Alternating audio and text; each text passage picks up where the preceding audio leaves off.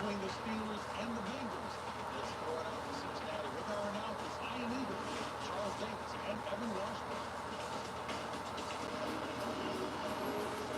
JB, it's one of the fiercest rivalries in the NFL, and today at Big Four Stadium, a new name will join this next year. Quarterback Jake Brown making his first NFL start for the Bengals, who are trying to remain in the playoffs. They have an action today at 5-5.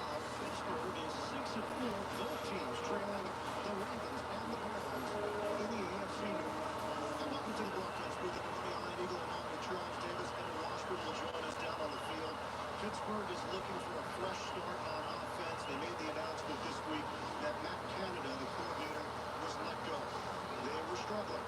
The production, not where it needs to be. The numbers, not where they need to be either, CD. When you take a look at it, you understand why Matt Canada's been the coordinator, but it's now all on him. Execution has to be a big part of it. There were plays out there to be made that were not made, and Kenny Pickett, the quarterback, set the focal point of those. And those plays, downfield. George Pickens, wide receiver. Deontay Johnson, wide receiver. Pat Frymouth, tight end. All of them need to be fed today. Move that ball downfield. All right, let's get moving from Evan. Yeah, and let's dive into how this new operation will work for Kenny Pickett in this Steelers offense. Running backs coach Eddie Faulkner becomes your new OC. He ran into meetings this week with a clear message of improved communication and coming together as a unit. As for the play calling, that is now Mike Sullivan's job, quarterbacks coach. He's held that role with two previous organizations over the course of his 20-plus years in the league. And Kenny Pickett told us there's obvious comfort there. They see the game the same way, but this is the first time having Sullivan in his ear, so there will be some unknowns to manage. And Evan, of course, a lot of attention will be on the Pittsburgh offense, but Mike Tomlin's team has remained competitive because of its defense, a plus 11 turnover margin, which leads the NFL. As for the Bengals, damaging news this week, and a damaging injury to one Joe Burrow, ligament issue. He's going to have surgery tomorrow on that right wrist, so he is done for the season. Next man up mentality, it means it's Jake Brown who gets an opportunity at quarterback to take it on from Folsom College, a big-time high school career, into the University of Michigan. He put up excellent numbers there. Undrafted, though, has really had an odyssey to get to this place. The question now, what's the scouting report? What do we see today for Jake? Well, we see a guy who has the ability to create with his legs, both running it downfield and extending plays to throw. He's very decisive, excellent in pre-snap and post-snap read, and he makes sure he throws it to the right targets. And he's going to emphasize his superstar wide receiver, Jamar Chase. Only 12 yards and catches last week against Baltimore. He should get 15 balls thrown to him today. And in the running game, Joe Mixon should get some extra opportunities to take some pressure off of this young quarterback. Check out the injury front. Wide receiver T. Higgins is going to miss his third straight game. Sam Hubbard is back from an ankle injury, so that is a welcome return, especially when he does against the run.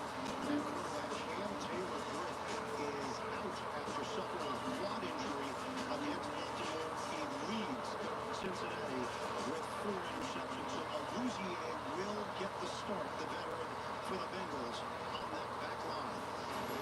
Countdown to kickoff continues in Cincy. 108th all-time meeting between the Steelers and the Bengals.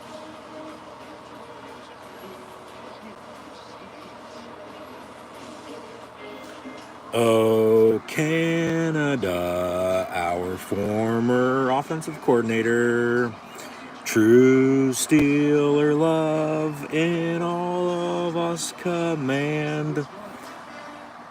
Matt Canada, fuck off. As he was fired by Mike Tomlin and the Black and Gold Pittsburgh Steelers organization this past weekend. So hopefully he had a happy Thanksgiving and successful Black Friday like all of you.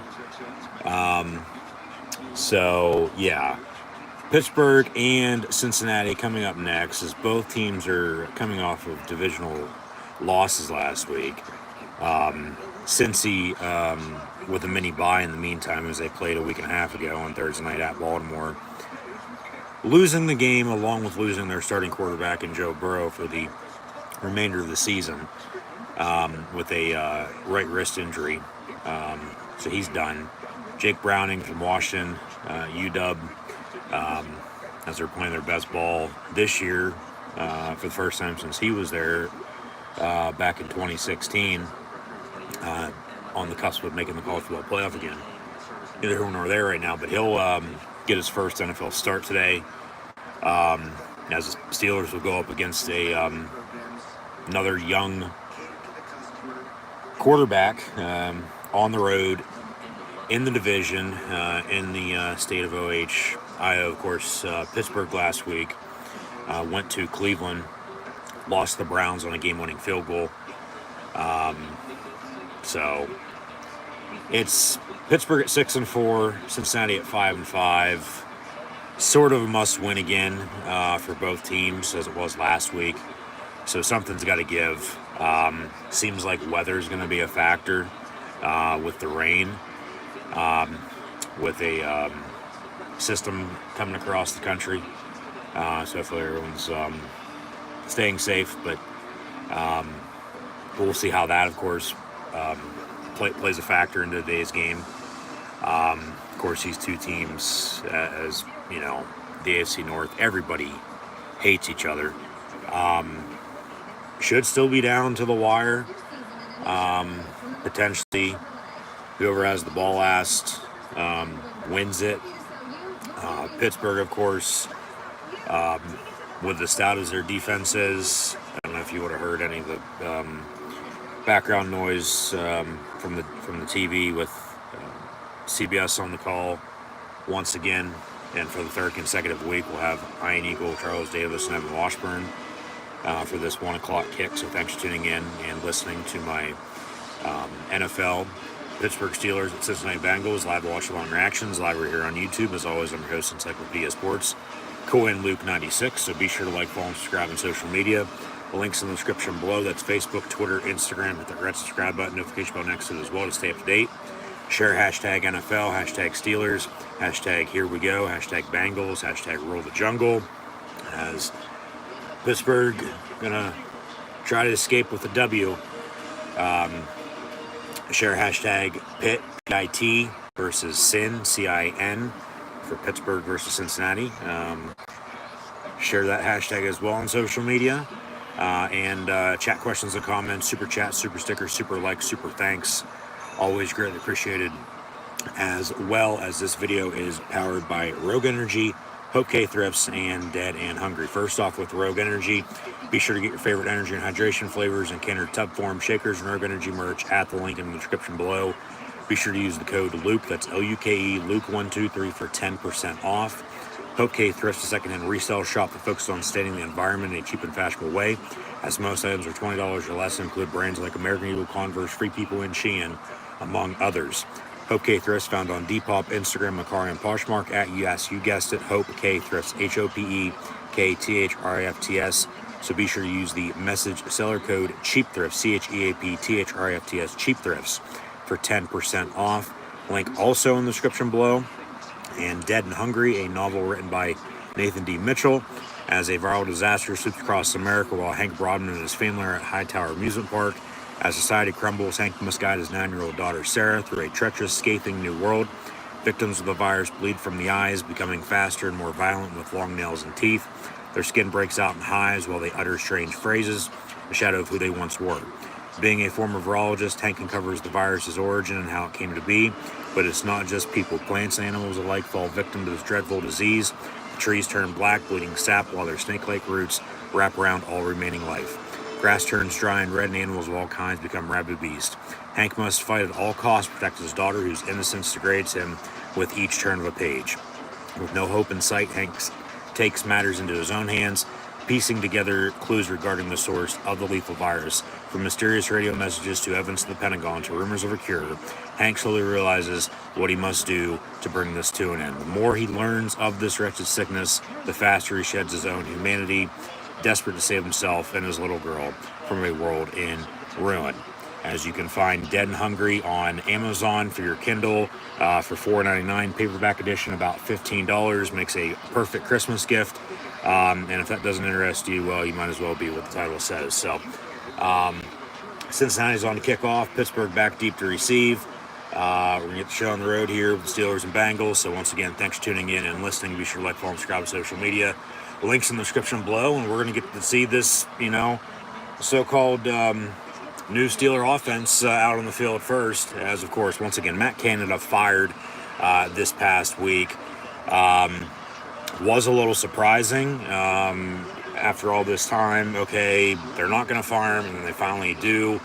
But, of course, a change needed to be made with the offense, stuck in neutral. First in-season coaching change for the black and gold Pittsburgh Steelers since 1941. Just to put into perspective, Pearl Harbor didn't happen yet, okay? 1st and 10, Steelers from the 25. They'll start out of the gun. Kenny Pickett down the middle of the field. Voila. Thank you. First play of the game. 8 hits 88, the Pitt to Penn State connection. Pickett to Freiermuth for 25 and a Pittsburgh Steeler first down. Now work their run game into it, okay? Rock the Naj with double deuce. Najee Harris, who after last week's game was a little upset. And rightfully so. It's been disappointing. It's been frustrating. Of course, Jalen Warren, the bowling ball, the bulldozer that he is, Naj will get the toss near side, and they'll get 4 yards on the run. So 2nd and 6, out past midfield, 2 plays in for the Steelers here today, as we're about a minute into the ball game. So bending but not breaking, of course, on defense, as I was saying with the Steeler defense, which we'll get more into in a minute when Cincinnati's out on the field. But, up against the young quarterback. He's not a rookie. He's been in the league. Jake Browning has for a few years, but making his first start today. The Steeler defense is plus 11 in the turnover margin, which currently leads the NFL. So it's pressure into turnovers. It's capitalizing off the turnovers offensively. And overall, as Deontay Johnson catches the bubble screen far side, but then stumbles and loses a few yards. So now they got a 3rd and long, grown backwards, as we've seen them, do time and time again. I mean, yeah, decent start there, out past midfield, but now, back to the basics of not doing anything. But, I mean, Cincinnati's, playing, okay here early on defense. They got to give them credit. But even with whoever's coaching or playing, the play call is still got to be, good, at least hopefully better than they've been. Warren going to be in motion, but the players overall still got to execute. So, now it's their time to shine. Pickett looking to throw. Pump fakes, dumps it off. Connor Hayward near side. He's going to be short of the first down marker by a few yards. So, I mean, that loss on the bubble screen a play ago really hurt them. So they'll probably punt. Yeah, they could go for it here, 4th and 2, but you don't want to give Cincinnati a short field. You punt, pin them deep, play defense, especially up against a young quarterback. Yeah. Go north-south, not this east-west bullshit. But I wouldn't be surprised they, run a fake. But 4th and 2, they'll boon away. Harvin gets a snap and Coffin corners it. And they'll down it at the 3. Unless they say touchback. They're going to say touchback because he was in the end zone when he touched it. And punched it back into the field of play to have it be downed. Miles Boykin. Yeah.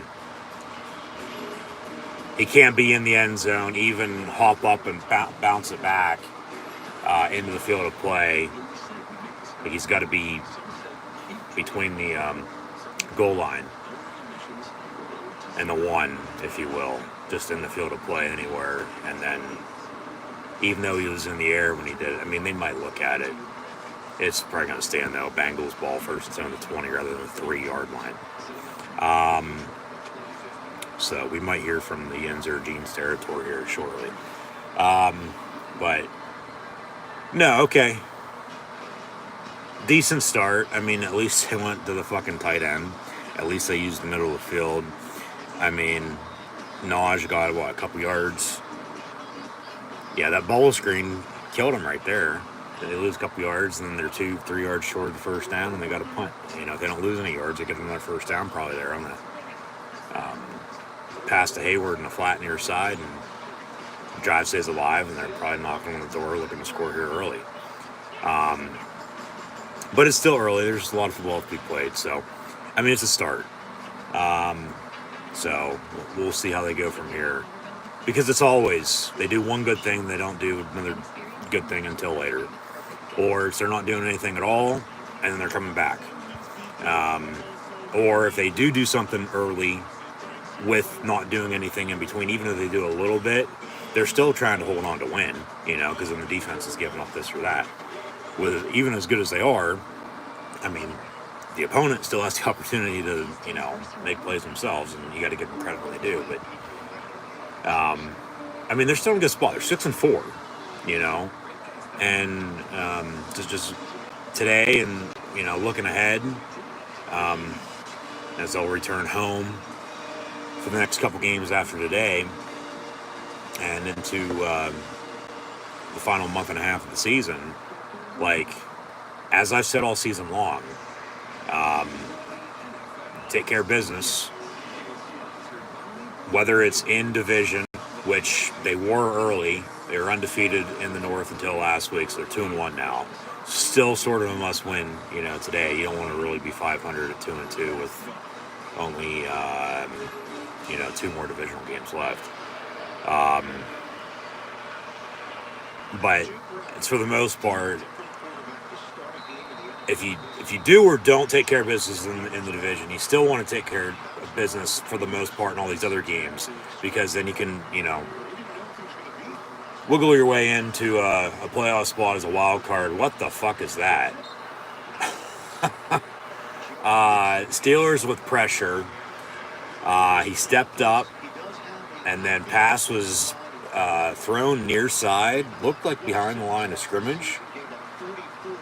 They're going to say incomplete, 2nd and 10. I'm surprised it's not a backwards pass for a lateral, and wherever the ball went out, that's where it'd be spotted out, 2nd and 12. But he probably should have been sacked for one. But, all right, 2nd and 10, Cincinnati from the 20, and they'll run the ball.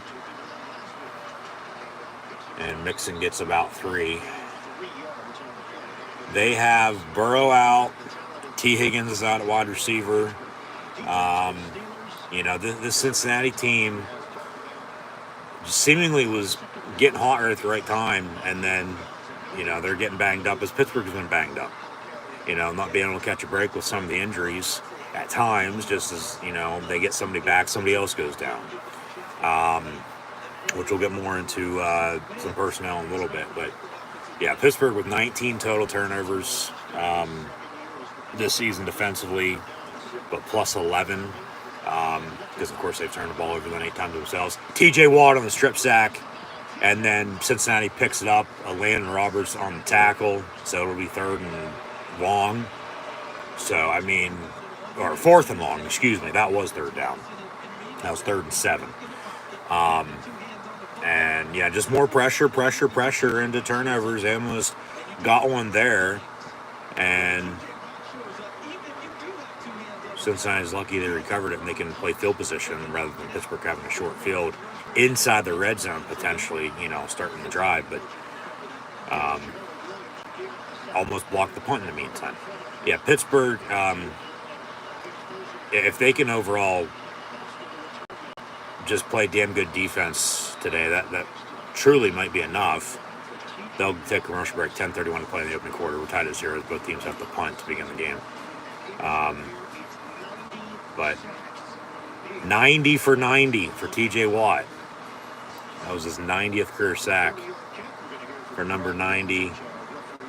And we'll have a penalty on the play, it looks like. Got a hold on the return. So 10 yards from the end of the run.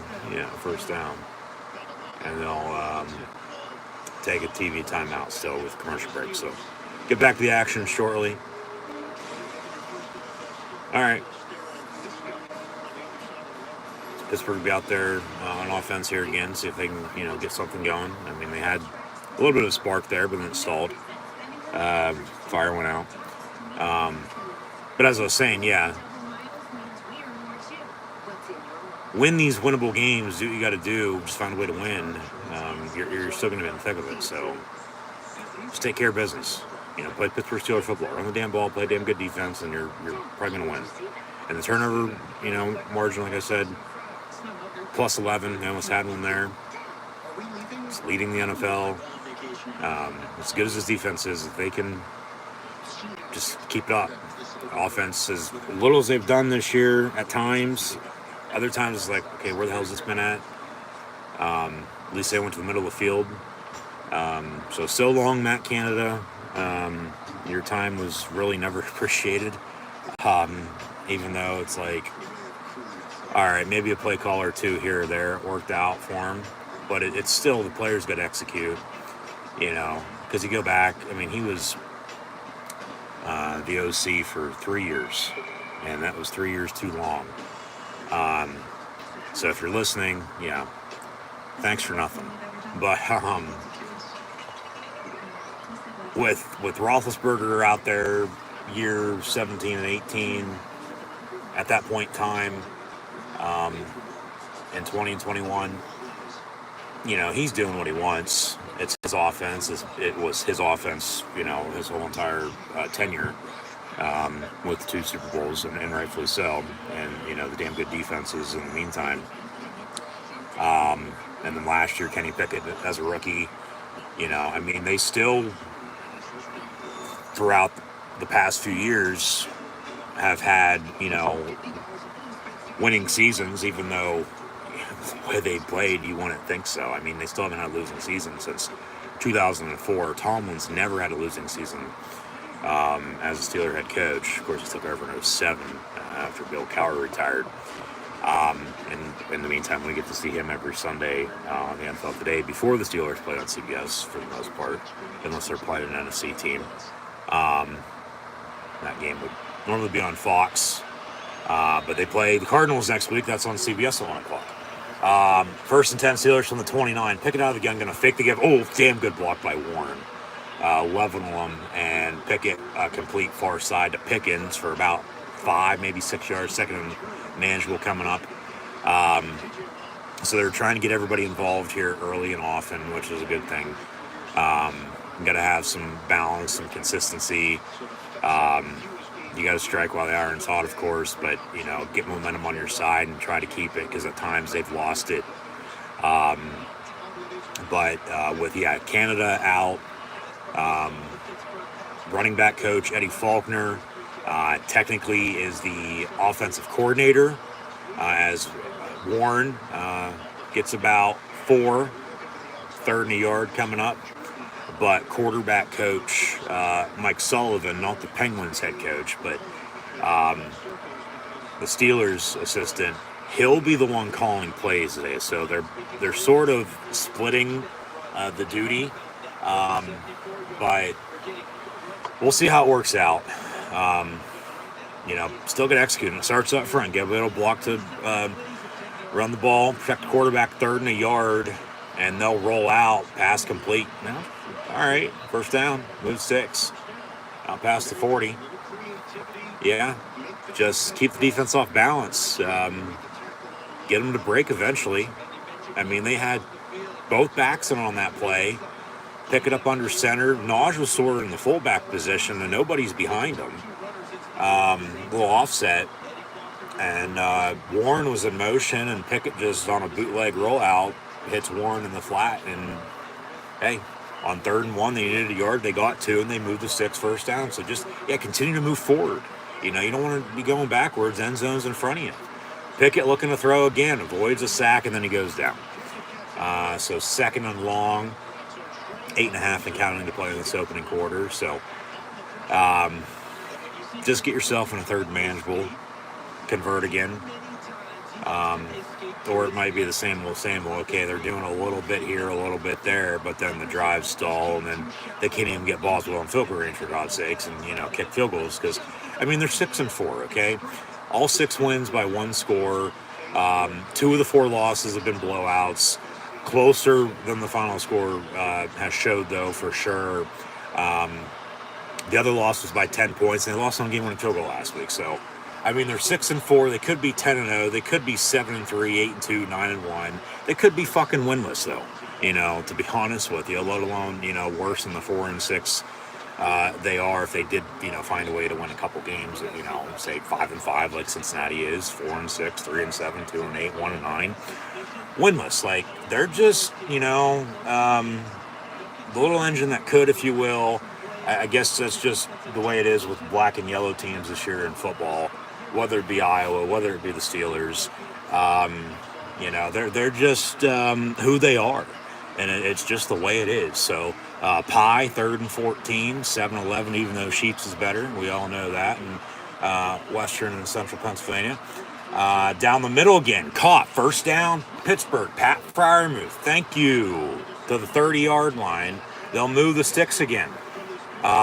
They've really lacked getting the ball to the tight ends this season, no doubt about it. I mean, even when he was healthy earlier in the season, they weren't getting the football. Even when he was out with his injury, just returned last week, 2 catches for close to probably 50 yards at this point.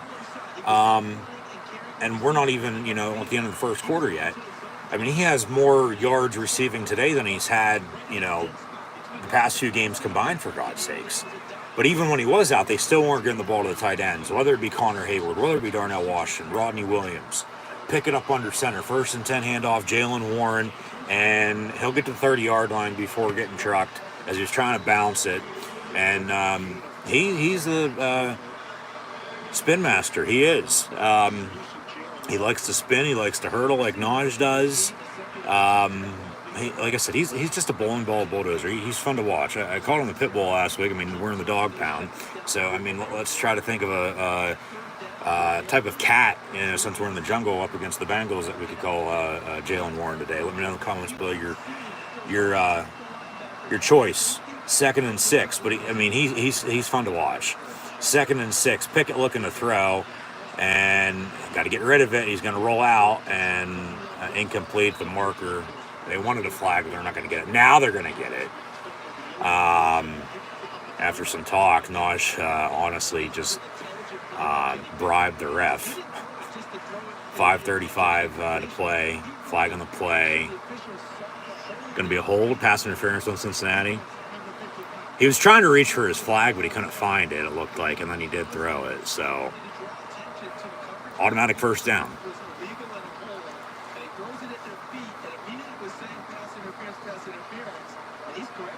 Yeah, he was being held the whole way. And, I mean, Pickett, the pass was incomplete, threw it at the feet, right at the marker. So, but they get the penalty, 1st and 10 to move the sticks, and they're right at the 23-yard line here. This November 26, 2023, looking to strike first. They're on the prowl. 1st and 10 out of the gun. And Kenny Pickett going to run a draw with Najee Harris lower in the shoulder, and he gets the 15-yard line, 2nd and short coming up. So, of course, Mike Tomlin said that it wasn't an easy move firing Matt Canada, but it was necessary, and rightfully so. I mean, honestly, what good did Matt Canada bring the Pittsburgh Steelers the past few years? Yeah, I'm waiting to think of a answer for that as well. Because I can't think of one. Like I said, it was piss poor. And still, I don't even get why he hired him. Because, you know, stat-wise, they got to get it off. Like, clock was about to expire. Pick it down the middle again in the end zone. Caught, touchdown Steelers. And Deontay Johnson, now they're saying incomplete. So 3rd and 2. Got to see a replay. It looked like a catch, touchdown, back of the end zone.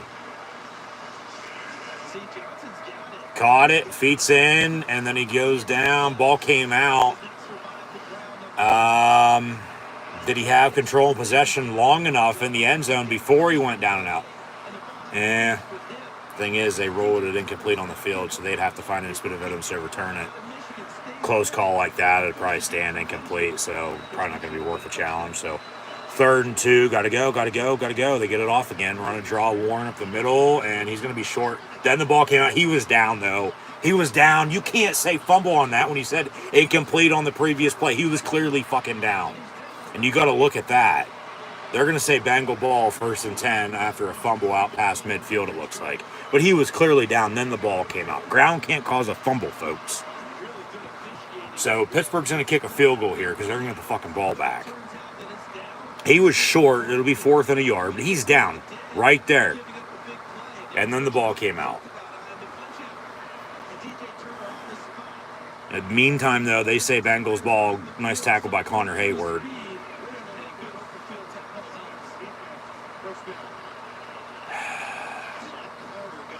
Rolling on the field is a fumble by the defense. 1st down, Cincinnati. So Pittsburgh shoot themselves in the foot with a turnover there.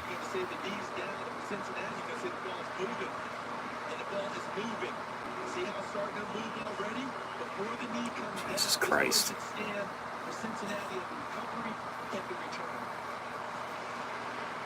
See, his knee's down right there. But the ball is coming out on that shot. So it is going to be a fumble, unfortunately. Taking a look at that, yeah. In live time, though, he's down. But that replay, you slow it down and zoom in. Unfortunately, Pittsburgh's going to not get anything out of that. And what a, sequence there on the back-to-back plays. They had a touchdown, it's incomplete. The very next play, they fumble it. So 1st and 10 Bengals. We'll see where they spot the ball. It's going to be close to midfield. So the Steeler defense going to have to make a stop. Can't even catch a break, getting inside the red zone, and then they turn the ball over. It just is what it is. Got to play through the adversity. Make a stop. Just find a groove, which they hardly ever did, under Canada. And even if they did, they couldn't keep it, like they would go, say they're going on a road trip, you got to drive from Pittsburgh to Cincinnati. Okay, they're going to do something for a mile, and then they're going to, hope to get there as they leave at, noon, get there by supper time. They'd still be in Pittsburgh at supper time because they wouldn't have fucking moved, in the meantime, because they wouldn't have done anything. Truly, they wouldn't have. We've seen it time and time again. And then it's like, okay, well, somehow, some way, they still got there, and found a way to win late. And that's all that matters, in the NFL, because that's all anybody ever remembers is whether you won or lost. So, yeah, I still don't get why he ever hired his ass because, stat-wise, as I was saying, like, as they've been, for the most part, dead last, under him the past few years in every fucking category, yet still having a winning record, which, yeah, does blow minds for sure. But numbers where he was, beforehand, it's like, how is this guy coaching in the NFL, let alone college? He probably shouldn't even fucking coach in high school football, like, and you see, when coaches get fired, the players are gonna respond one way or another. It's like, okay, it's gonna be the same old, and then circle back.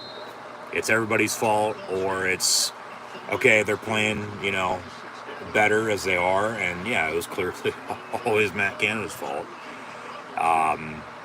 And that was the first red zone turnover for the Steelers this season. Pass complete, Jamar Chase at midfield. Was there a penalty at the end of that too? There's a penalty on this play, so we'll see what it is. But yeah, they're without Joe Burrow at quarterback. T. Higgins is out at wide receiver. They still have Joe Mixon at tailback. Got a pass interference down in Pittsburgh, so automatic first down either way. Okay, that's penalty declined, so you have the 1st and 10 Cincy at 50 at midfield. But as that was completed, Jamar Chase. Of course, still have Tyler Boyd from Clareton, who played at Pitt. But yeah, T. Higgins out. They're truly not the team, they were in 21 when they went to the Super Bowl. I mean, last year they were damn good. They lost in the playoffs, and then just right before Burrow went down, it seemed like I was saying they were getting red hot, and then the injury occurs, and then they got to play through that and just find a way to win themselves. So that's why must win for both teams. So they're looking at the replay, even though it's not going to matter, that, that was a touchdown before the fumble.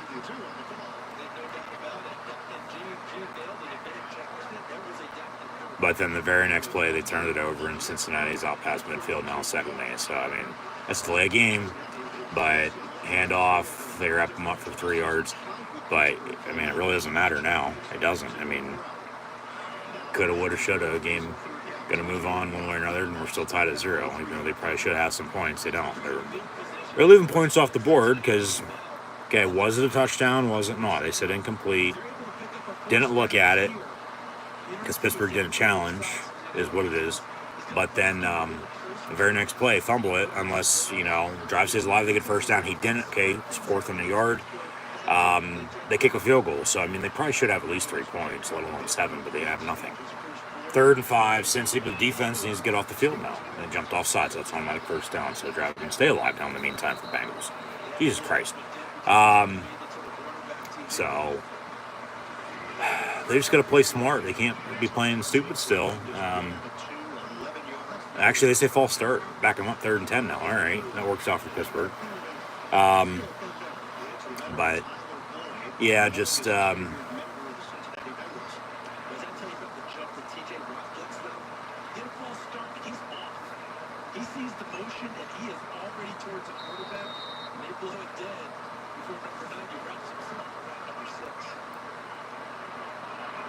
for them, slow and steady wins the race.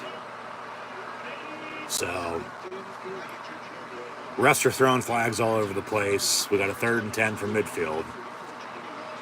Dump off, and then a nice tackle in the open field. So 4th down and short. They'll punt, it looks like, because they're not in field goal range just yet. So no, you look at, well, shit, hold on, Cincinnati's going to go for it. I was going to say, you look at the Steelers' current roster, current depth chart. 4th and 4, don't be surprised to try to draw them off sides. Get an automatic first down. Empty set out of the gun on 4th and 4. Play clock winding down, maybe take a delay game and punt. Yeah, that's the delay game. Back them up. So they'll punt now from midfield. They just wanted to get their punters some extra room to boom it away, potentially pin Pittsburgh deep.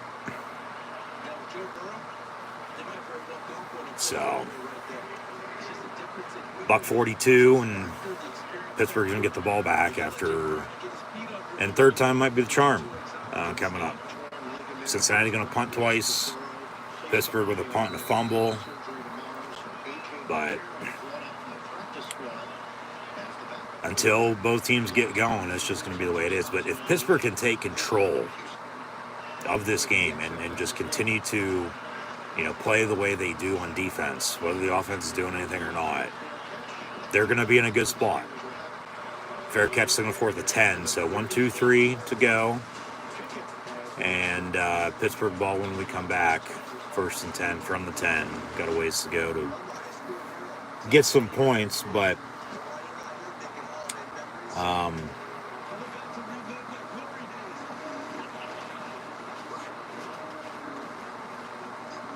no, as I was saying with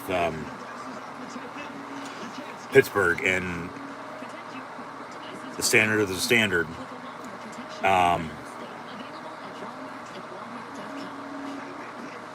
okay, quarterback, of course, it's Kenny Pickett. We saw Mitch Trubisky a few times already this season. Hasn't done much. Of course, Rudolph, the red-nosed reindeer, just in time for the holidays. Of course, hopefully everyone had a happy Thanksgiving. We'll have a Merry Christmas, Happy New Year, or Happy Holidays if you're one of those people. He's the technical emergency third-string quarterback if it comes down to it. He's allowed to dress, but he doesn't get to go in unless, both quarterbacks ahead of him get pulled out of the game. Of course, tailback is Najee Harris and Jalen Warren. A good 1-2 punch when they're healthy and running the football. McFarland was injured earlier this season. Has since returned, but inactive today. Of course, at wide receiver from Deontay Johnson to George Pickens. Allen Robinson's done a little, but not much. I think he would be one potentially, along with the tight ends, as we've seen with Pittsburgh offensively now, moving on from Matt Canada. You can have one, let alone two Pitt to Penn State connections with Kenny Pickett to A-Rob and Muth, but Calvin Austin the third's a speedster. Get him the ball in space for just this offense needs to move the football. They were and have been stuck. But at least they're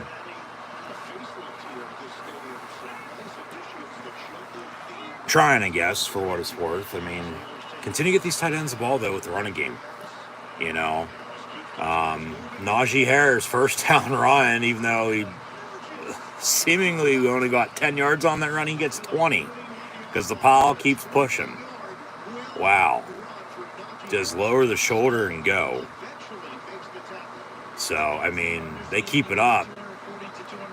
They're going to get over 100 yards here pretty shortly, total as a team, let alone maybe both backs get over 100 today.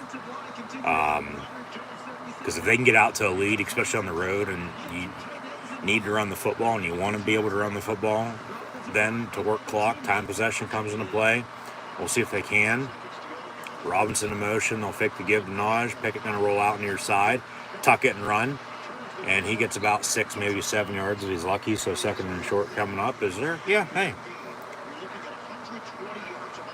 A little pedal to the metal, even though they've lifted and stalled a little bit. But that will probably be the final play of the first quarter in the meantime. They don't have to snap if they don't want to. Got a 2nd and 5 coming up. All right. 10 seconds, they break the huddle. I don't think they'll snap it. Yeah, no. End of the first quarter, we're tied at 0 with the Steelers and Bengals. So they'll switch ends. It'll be Pittsburgh ball to begin the second. 2nd and 5 from the 36. So, 2 plays, they go, 25 yards. After the first down run by Naj for 20, even though it really only went for like 8 to 10, the pile kept pushing. They never blew it dead, and they moved the sticks. So, here we go again. They're getting momentum, but then they let it slip. They got to keep it. But yeah, run the damn ball. If they can't stop it, then tough shit. Run it down their fucking throat. And then you beat them with the play action. Take your shots. That's the other thing, too. They have hardly gone deep. Take your shots. And Cincinnati's a place they do seemingly go deep more than they go anywhere else, it seems like. At least on the road. At home it happens here and there, but just going back in time, Cincy's been a good spot for the most part for the Steelers. Up against the Bengals, as you look at the all-time history with these two, as once again they hate each other, but as all the AFC North opponents hate each other, what's new? It's old school ground and pound, smash mouth football and rivalry. Pittsburgh's leading the all-time series officially 68-39. Pittsburgh, of course, won in Cincinnati to begin the season last year, if you recall, in overtime. That game with the field goals at the end with Boswell and McPherson, with making it and missing it, and it almost ended in a tie for the first time, but Pittsburgh found a way to win. But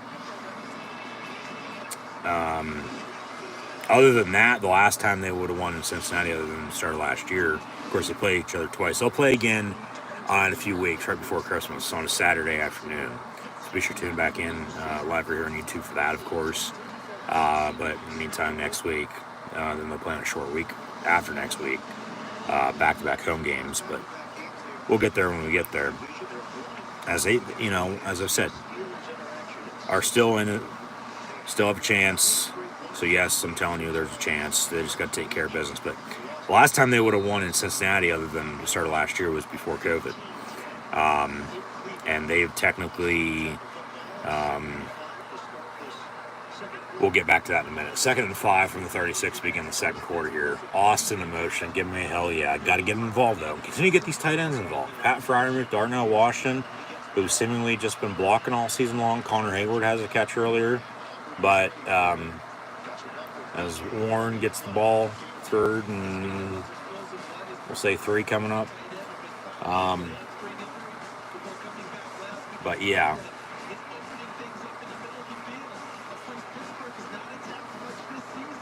Just move the football. That's all I ask. Yeah, 3rd and 3. Yeah, exactly. What I said earlier. Freiermuth, his first 5 games, 60 yards receiving. Today he has 7 yards short of that. They go deep. Oh my God, did hell freeze over? Are we in a fucking dream right now? They go deep. 1st and 10, Pittsburgh. Deontay Johnson down the far sideline. 1st and 10, Steelers. Are we witnessing this right now? Or like, what the hell is going on? Be at the 20-yard line, it looks like. Got to score. You got to punch this in and get some points. 1-on-1 down the far sideline. Safety came over late, but a little too late. And, I mean, he would have had, if he didn't go deep, looked like Austin coming over the middle and a 1st and 10 anyway. Najee gets the carry, no gain on the play. So 2nd down and 10, but they're in field goal range, at least for Boswell, if this drive does stall. Just knock on wood, don't turn the ball over like you did last time you got down inside the 20. So, because they really should have points right now, they should. But they don't, unfortunately. It is what it is. Play on. Play through it. So, yeah. 2nd and 10.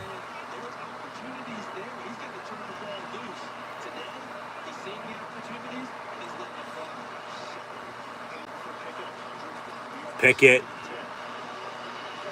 1-on-1. Oh, that's PI. Jesus Christ. Come on.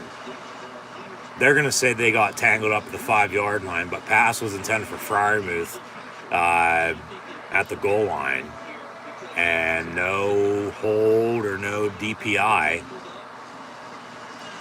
Yeah, okay, that's pretty good no call looking back on it now. So incomplete, 3rd and 10?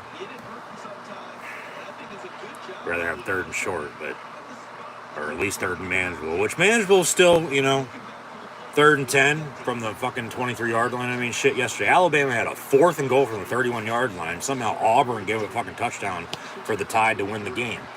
3rd and 10. Pickett. Incomplete. All right, I was going to say, at least just don't take a sack, get out of field goal range. You almost did. 4th and 10, they'll kick a field goal. Boswell, 40-yarder coming up, it looks like. Take an early 3-0 lead, 12:44 to play in the half.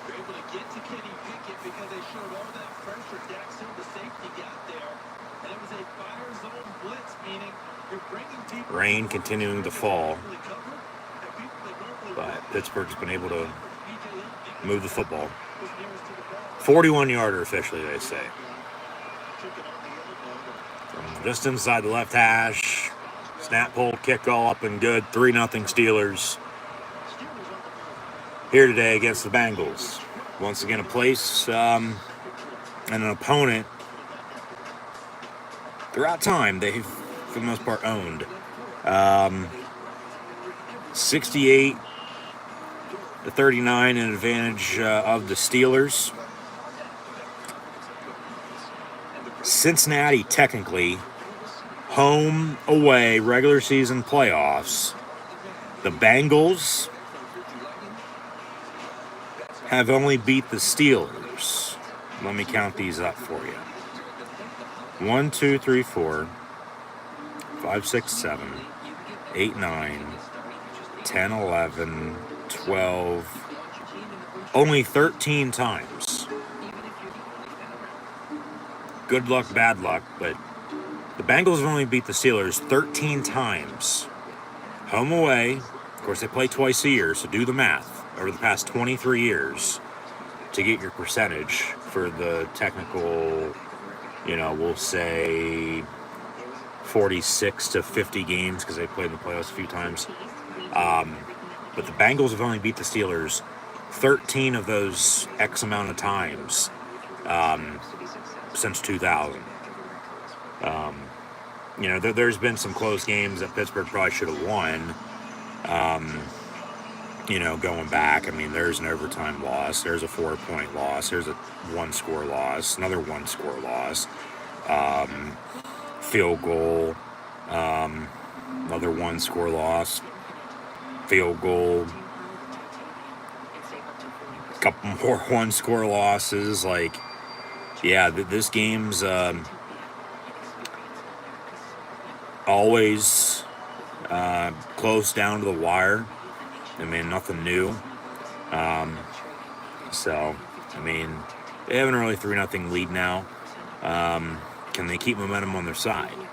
Because they've had trouble keeping it this season once they get it. It doesn't matter what fucking game. It doesn't. It's been every game.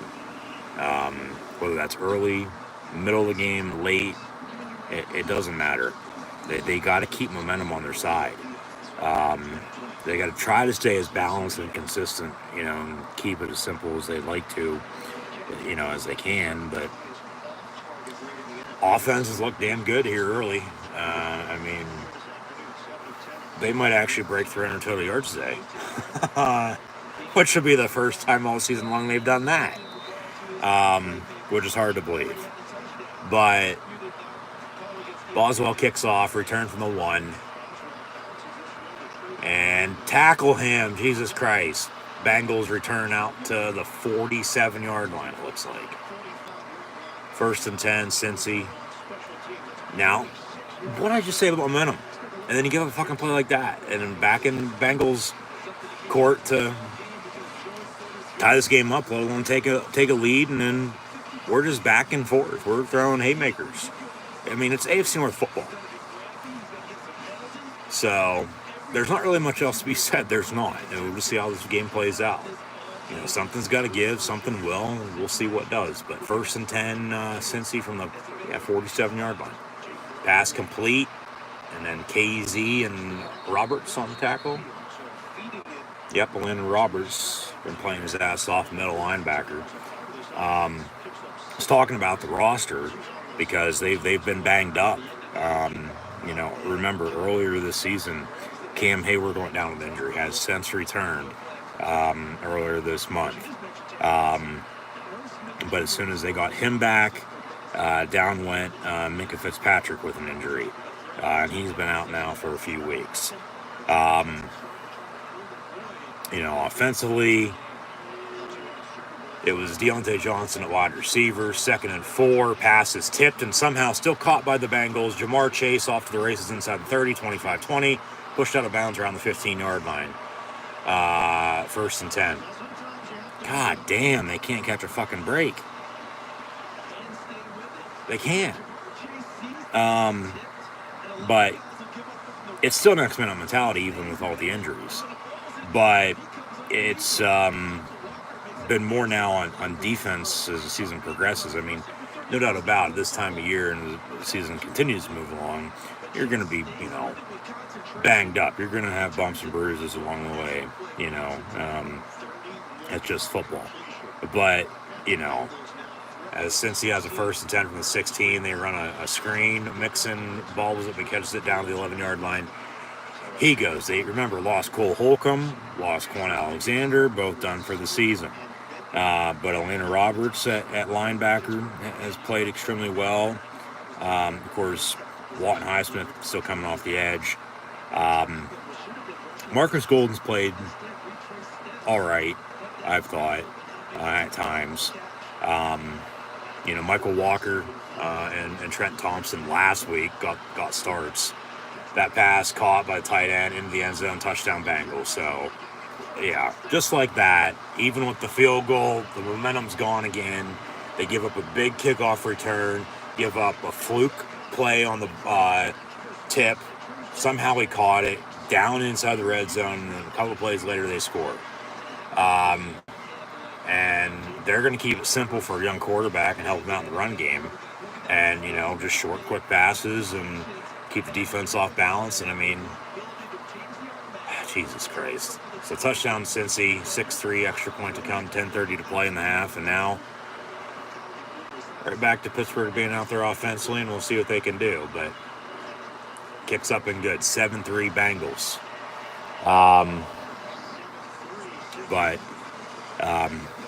Might add, they did add Blake Martinez, but as he came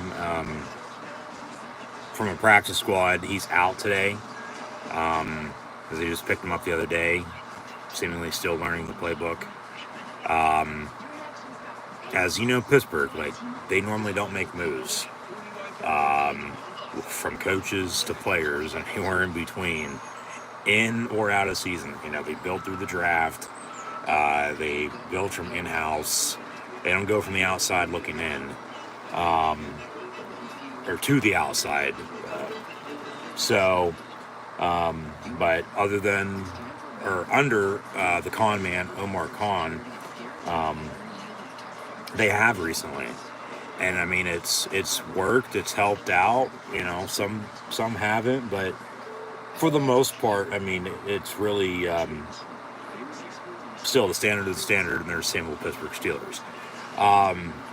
So offense going to be back out there. Got to continue around the ball. Get it to Naj, get it to Warren. Check down if you have to your tight ends. But use the middle of the field, and they are. We've been saying it all fucking season long, along with going deep, and then they're starting to do that now too. So, yeah, Matt Canada, you can kiss my ass. And all of Steeler Nation's asses. So pucker up there, Buttercup. But yeah, of course, Pickett's got to make some plays. No doubt about it. But run the damn ball. Rock Naj. Give the bowling ball to the bulldozer, Jalen Warren, the rock. See what he can do. See if he can get a couple strikes for a turkey potentially after Thanksgiving here, rather than a turducken. Yeah, it all starts up front. You got to be able to block for, run the ball and protect the quarterback. And they've done a pretty decent job up front. They've played better, I've thought, since Broderick Jones has been inserted at right tackle for Chooks. That what they have with Dan Moore, Oos, and Isaac Siamolu, Mason Cole, James Daniels, and Broderick Jones from left to right, truly they're their best, 5. And then they still have Chooks, to put in there if they need to. But so had nothing there, 0-0, end of 1, and now a couple minutes into the second quarter, 10 total points, 3 for the Steelers. Bengals drive and score, so they take a 7-3 lead. But we'll see what they do here. Like I said, run the ball. Work screen game in. I wouldn't mind it, but just got to move it. Just got to move it one way or another forward. We'll pull up some stats here in a minute, but They went deep to Deontay Johnson. Pickens has a catch. Freiermuth has many yards receiving today as he did all season long to this point combined, which is absolutely absurd, but that just shows you how little they went to the tight ends under Matt Canada, who is no longer employed by the Steelers because they fired his ass, and rightfully so. 1st and 10, Pittsburgh from the 25-yard line. Pickett complete. Darnell Washington. And he gets the 33, still pushing, 1st down Pittsburgh. Somebody lost a shoe, it looks like, or maybe a hand warmer that you would wrap around your waist. So 1st and 10, and yeah, just keep it sort of a double slant with a screen and a guy going deep. Warren on the give, far side, and he gets 3, maybe 4 before he gets pushed out of bounds. But yeah, just keep this defense off balance. I don't care what it's going to take, who it's going to be. Just find a way. You know, I mean, seriously, just find a way. And Pickett's got to make plays, but it's run the damn ball. Najee Harris, Jalen Warren, get tight ends the ball. You know, Freiermuth. I mean, Darnell Washington there. Connor Hayward had to catch earlier, like I said. DJ on the deep ball. You know, Pickens, Robinson, Austin. Just move, okay? Don't stand still. 2nd and 7. Double motion. They run a toss. And Warren gets another 3, maybe 4 yards. So 3rd and 4 coming up, it looks like. Get back to the defense here in a minute once they're back out there. But they're just who they are, you know. It is what it is. Standard. Just find a way to win. Just win, baby. You know, take one out of the Raiders playbook, all right? Who they already beat this season, I might add. And then they made a move, and they've played better. Pittsburgh making a move offensively with the OC and Matt Canada. The scapegoat, if you will. But, hey, it had to be somebody. And it wasn't going to be anybody else. It was only going to be him. Just because of how they've played. We know what the problem has been. You know, as long as they're going to cut the fucking head of the snake off. Because they won't. They'd be stupid to. They need to do that to every other opponent they play. But Pickett incomplete on 3rd down. They got a 4th and 4, so they'll punt. So they're still struggling, which I'm not surprised by. I'm not. You know, I said last week, like, don't be surprised, you know, as people were saying, oh, well, they're playing, you know, this team now with a backup quarterback. Here we go again today. Here we go again, you know, the rest of the season for the most part, the way everything's worked out for them. You know, people saying they're getting lucky. Hey, whether it's luck or, you know, fate, who knows? But, you know, they're still, like I said, going to have a little bit of a hard time because it's just who they are. Like I said, not going to be surprised if they, you know, had trouble last week. I mean, they did a little too much, and then it was a tough loss because it was a game-winning field goal. Because that's the other thing, too. Like, they've had their chances, like, time and time again, but then they're still just going through the motions. It's asinine. Absolutely absurd that they can, you know, whether they're thinking it or not, you know, I know they could be playing better, as we all do too. And that's the thing. Like, you're playing like this, but, you know, the potential's there. You just got to put it all together. You got to execute. So, is what it is. And there we go with the momentum again, out the door. They can't hold on to it. It's been all season long. And it's no surprise it's continuing because, once again, it's just who they are. Like, they probably couldn't escape a wet paper bag, to be honest with you. You know, that's how piss poor and pitiful it's been at times, truly. Of course, you'd like it and love it to be better, want some more of it, but this is what it is. You know, what else can you do? You know, we're not coaching, we're not playing, we're watching it, and analyzing it, but it's just, it can be so much better. It's still early, still a lot of football to be played, 7-3. Defense still going to have to try and win in this game because not like much is going to change, truly. Like it's still the same, personnel, same players. It's just one move. They just got to get in a groove. They got to find some momentum and rhythm. And once they do, they got to keep it. I can't state that enough because, you go through the schedule, man. 1st and 10. Bengals here in the meantime up 7-3 with 8:16 to play in the half. We got 3 timeouts, a 2-minute warning. They could double, triple dip if they want to. Mixon gets about 4 yards. So 2nd down coming up. But no, you look at it with as much time as there is left, unless they really work clock. Of course, 2-minute warning, 3 timeouts for both teams, like I said. But remember, Bengals are going to get the ball back to begin the second half because they kicked off. So, and they have a 7-3 lead. If they'd scored now, as they just scored, that would be the triple, really, unless they somehow score real quick again at some point in time. Pass complete, TJ Watt on the tackle right away. So 3rd down. But, they're up 4, 7-3. They, have a 3rd and 5 coming up here, so drive might stall. Might be a quick 3 and out, potentially. Pittsburgh gets the ball back.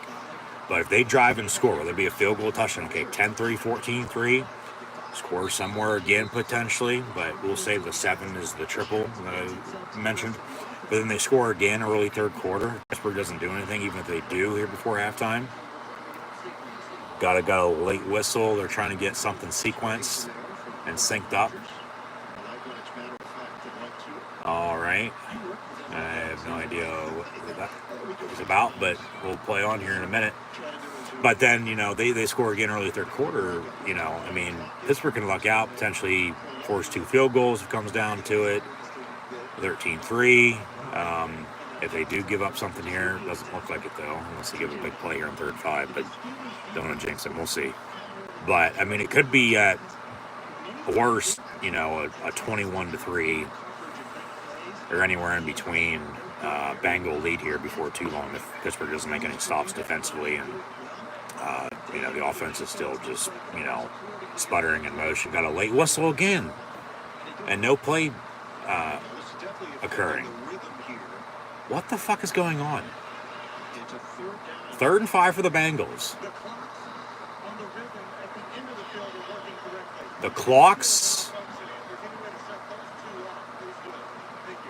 Okay, the clocks are working at the end of the stadium, down below, on the ribbon.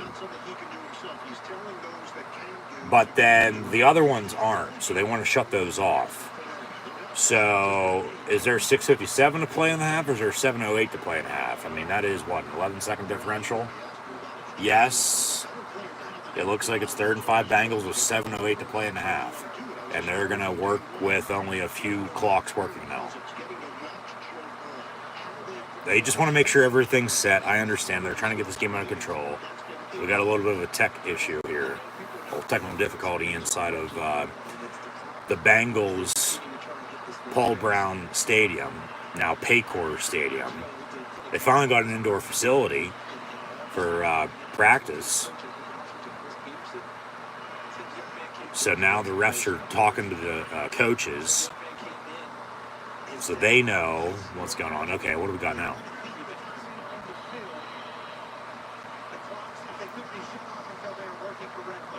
They need to shut the clocks off until they're working correctly. So I guess the refs are going to know the time, and we're not.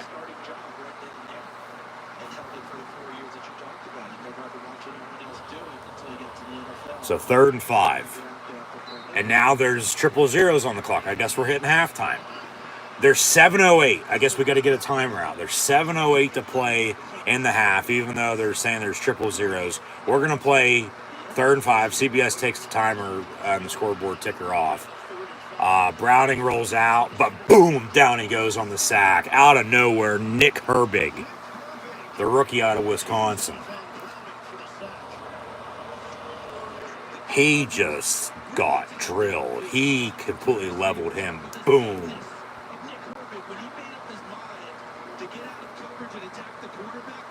He realized, okay, there's nobody behind me that I need to cover.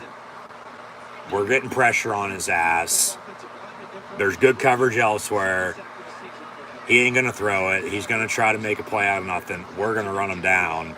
And they did. And so 4th and 14 for the Bengals from the 16. They almost blocked the punt again. They're going to get to him here before too long then if they're getting that close. From the 40 on the return, 7-3 Bengals as we're in the second. No time. We're just in the second quarter. At least that's what it says on the scoreboard. So they'll take a commercial break. And we'll get back to the action here shortly with who knows how much time left at this rate.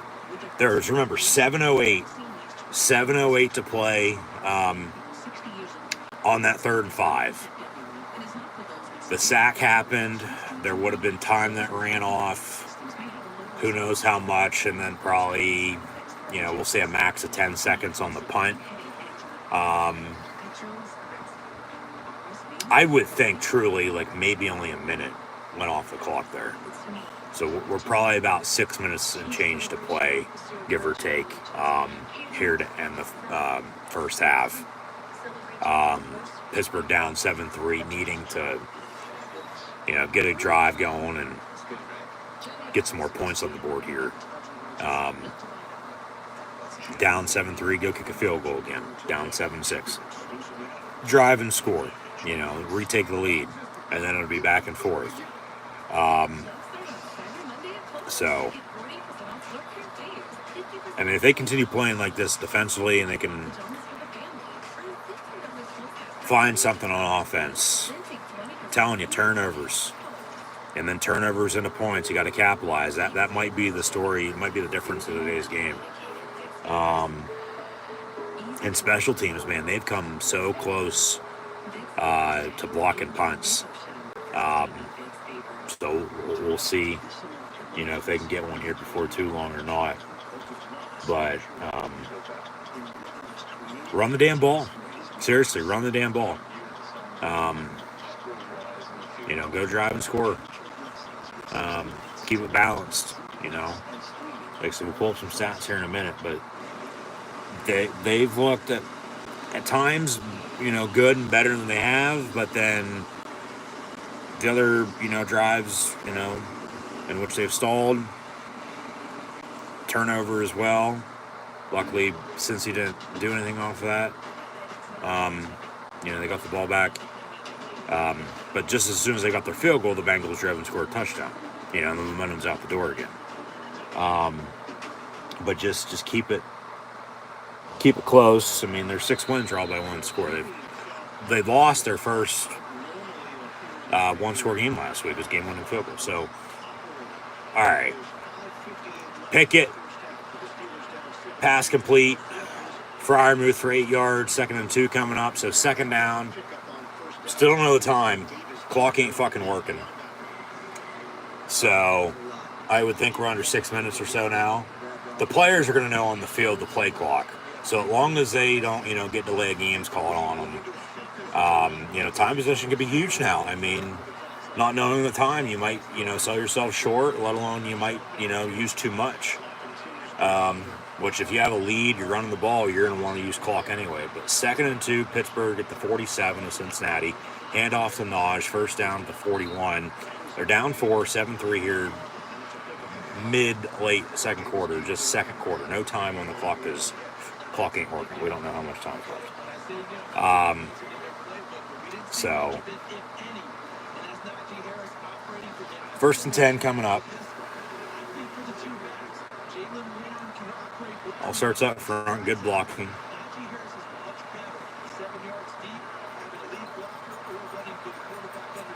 As the rain continues to fall, Johnson in motion. Okay, under 5 minutes, they say. Handoff, Naj again on a draw. And he gets about 4, maybe 5. So, second down coming up. I might add, here this NFL Week 12 already. I know, hard to believe. Sunday after Thanksgiving, hopefully, happy Thanksgiving. Pittsburgh's got a second 5 now coming up. This is the only game we're watching right now. Steelers, Bengals, 1 o'clock on CBS. In my area, no 1 o'clock Fox game today. So we'll have a double game at 4 o'clock for the second of the week. But in the meantime, Steelers 2nd and 5 are on the screen with Warren, and he's going to lose 5 yards. So they got a 3rd and 10. Jesus Christ. Yeah, the former Steeler brings them up. How many times has that happened this season? They've played against former, players of theirs time and time again this season. And in those games, the players they no longer have on the team that are elsewhere, they've been the one taking stops. Pickett gets pressure, pass, incomplete, out of bounds, 4th down, they'll punt. So, yeah, Pittsburgh just still not doing much. Not surprising. Truly not. It's not. So, just is what it is, and this game's still going to come down to the fucking wire. They're going to have to make a play. Defense going to have to probably win the game because they rely on them way too damn much. 4th and 10, Harvin, high snap on the punt, but he gets it down and up and away. And a fair catch signal for by Cincinnati about the 12-yard line. So 1st and 10 Bengals from there. Still don't know the time as they're trying to figure out the clock issue. So the officials know it, and the players, I would think, do too. They're talking, but we don't. Whether we're there in the stands, because it's showing 000s on the clock in the stadium, let alone we don't know the clock here at home watching on TV. It is officially 10 after 2 Eastern time. We're nearing halftime for a 1 o'clock game, so right on schedule as we near halftime in about a 2:30 area as it normally is. But yeah, we don't know how much time is on the clock in this game. We don't. So it'll be 2nd down for the Bengals coming up, 2nd and 9. Again, the Steeler defense, make another stop. Cam Hayward in the middle, Watt coming off the edge. They've missed Minka in the back end. They have, no doubt about it. But they've stepped up, at corner and safety with who they have playing. It's really by committee at this point. 2nd and 9, safety blitz, and down he goes again on the sack, or he escapes it somehow, and then he gets rid of it, caught, 1st down. How the fuck does that happen? Oh my God. And then Roberts on the tackle, after that, miracle play by the Bengals again. But it might be coming back because we got a flag on the play, and we got a personal foul. Oh, come on, you're going to say roughing the passer on that? On TJ Watt? Are you kidding me? 15 yards, automatic 1st down. Okay, maybe. Yeah, maybe. Okay. I didn't see that. But yeah, they had him wrapped up for the sack. And yeah, fuck it, whatever. Play on. It might be getting chippy here in a little bit. We still don't know the time, though. Hopefully they'll have that fixed come second half. Or we're just going to be in the land of the unknown. 1st and 10 Bengals from the 48-yard line. And out of the gun with a back to his left and 3 receivers and a tight end. They're going to try to get Pittsburgh to jump off sides. I guess the play clock was winding down and we got a whistle and a timeout. All right, we're hit 2-minute warning. I didn't think fucking 4 minutes went by, but obviously it did. We're at the 2-minute warning in the first half. I know as much as you do with the time, which is nothing because nobody knows shit. So I don't know. Maybe with Jake Browning playing quarterback, former Husky from UW, and then the Apple Cup yesterday, their time clock operator when they needed, time on their side, the clock wasn't running. But when they wanted the clock to run, it was fucking extra fast. Maybe he's working this game today too. I don't know. And he just fucking unplugged it and turned it off. Yeah. We're at the 2-minute warning, even though technically we don't know the time because we can't see it because the clock ain't working. So I don't know if something might have got shorted with the rain, which is a possibility. But, with, Mahomes and Auto, call up, not State Farm with the insurance. I mean, maybe the Bengals are behind on a payment or two, and they just fucking shut it off on them. I don't know. Let alone call up, a local, let alone just fucking ask somebody in the stands. They probably know how to fix it. It's probably an easy fix, to be honest with you, and they're making a big deal out of it. Which it is a big deal. The fucking clock ain't working, but they got to get it fixed. Like, this can't keep, happening and going on. Like, I don't know if they would pause halftime, for an extended period of time, rather than the normal 10 minutes if they still don't have it fixed entering the second half or not. I doubt it. They just play on. Know the time on the field, and we in the stands and at home watch on TV, wouldn't know. We would just have to play it by ear. So, I don't know, maybe some Skyline chili fell in the fucking, outlet and blew up or something. There's the time back.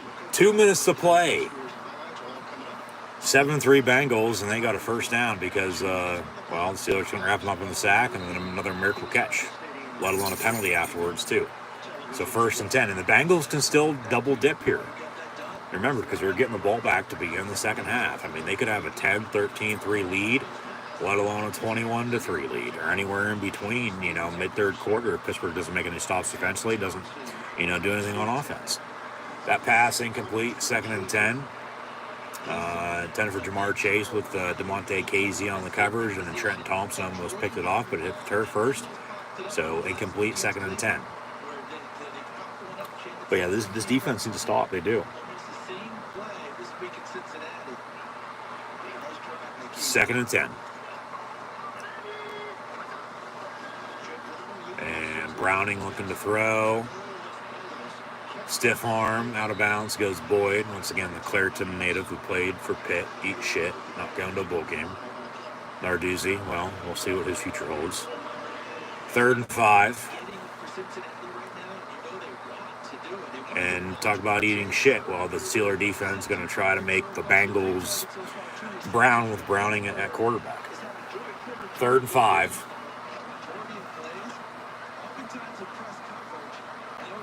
Minute 50 to play in the half. We know the time now. Both teams still have all 3 timeouts, as we just came out on 2-minute warning, and now we got a whistle and a timeout Pittsburgh, so they're first. We want to make sure they're set rather than give up another first down and then not even get the ball back before halftime. So they'll take a quick split screen commercial here for the next 30 seconds or so, and we'll get back to the action shortly. So Eddie George is about ready to get mauled by a fucking Wolverine. So 3rd and 5 for the Bengals coming up. And as Michigan beat Ohio State yesterday in the game, they're beating them in this Nissan commercial for the Heisman House once more. Eddie George just got mauled by a Wolverine. So timeout Pittsburgh, they got 2 left. Got to get off the field. The offensive ball back and try to get something before halftime. Because on offensively, you're probably not going to touch the ball until, 12, 10 minutes to play in the 3rd quarter. Unless you give up a, quick 3 and out. Get the ball back right away. Pass. Caught and then dropped. It's on the ground. They have it. They're returning inside the 30. but they're going to say incomplete with Joey Porter Jr. on the coverage. We are. It looked like he picked it off at first, and then it was caught and then dropped. So they say incomplete. And two Pittsburgh boys going at it with Boyd and Porter. So incomplete, 4th and 5. Pittsburgh can get the ball back.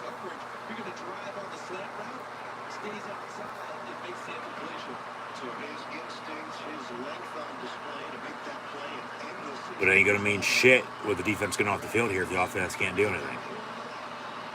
Touchback, 1st and 10, Pittsburgh at the 20. So they got 2 timeouts and a $1:38 to work with to go 80 yards to score a touchdown. Will get Boswell in field goal range, kick the field goal to cut this lead to 1, 7-6 at halftime. But even with the momentum, they got to keep it. Okay? Like, I don't know how or why they've had so much trouble with not being able to maintain momentum this season. I mean, because that's what I said. You look through to this point in the season with everybody they played.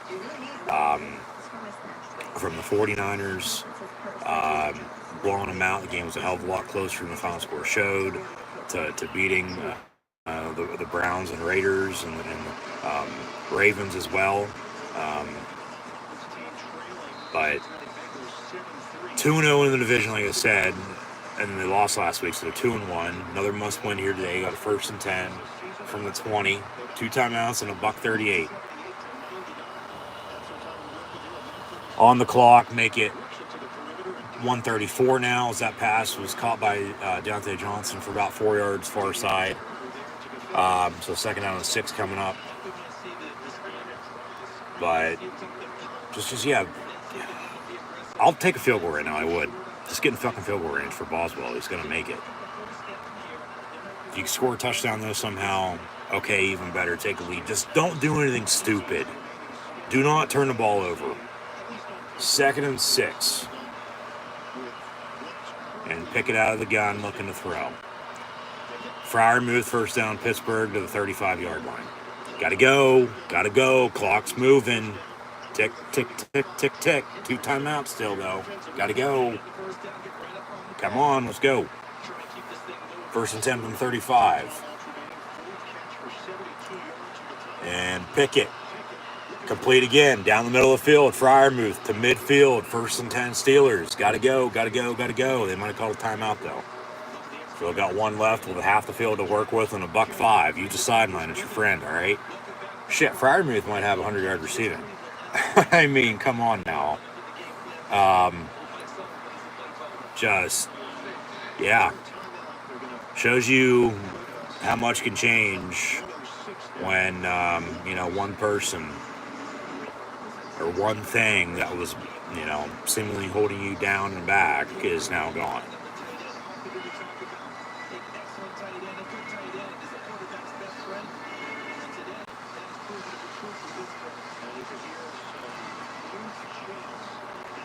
Yeah, Freiermuth officially. Waiting for my stats to load.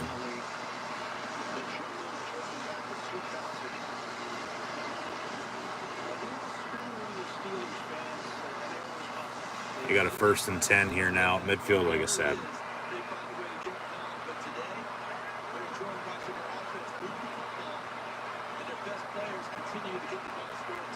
$1:06 to play and a timeout. Use the sideline.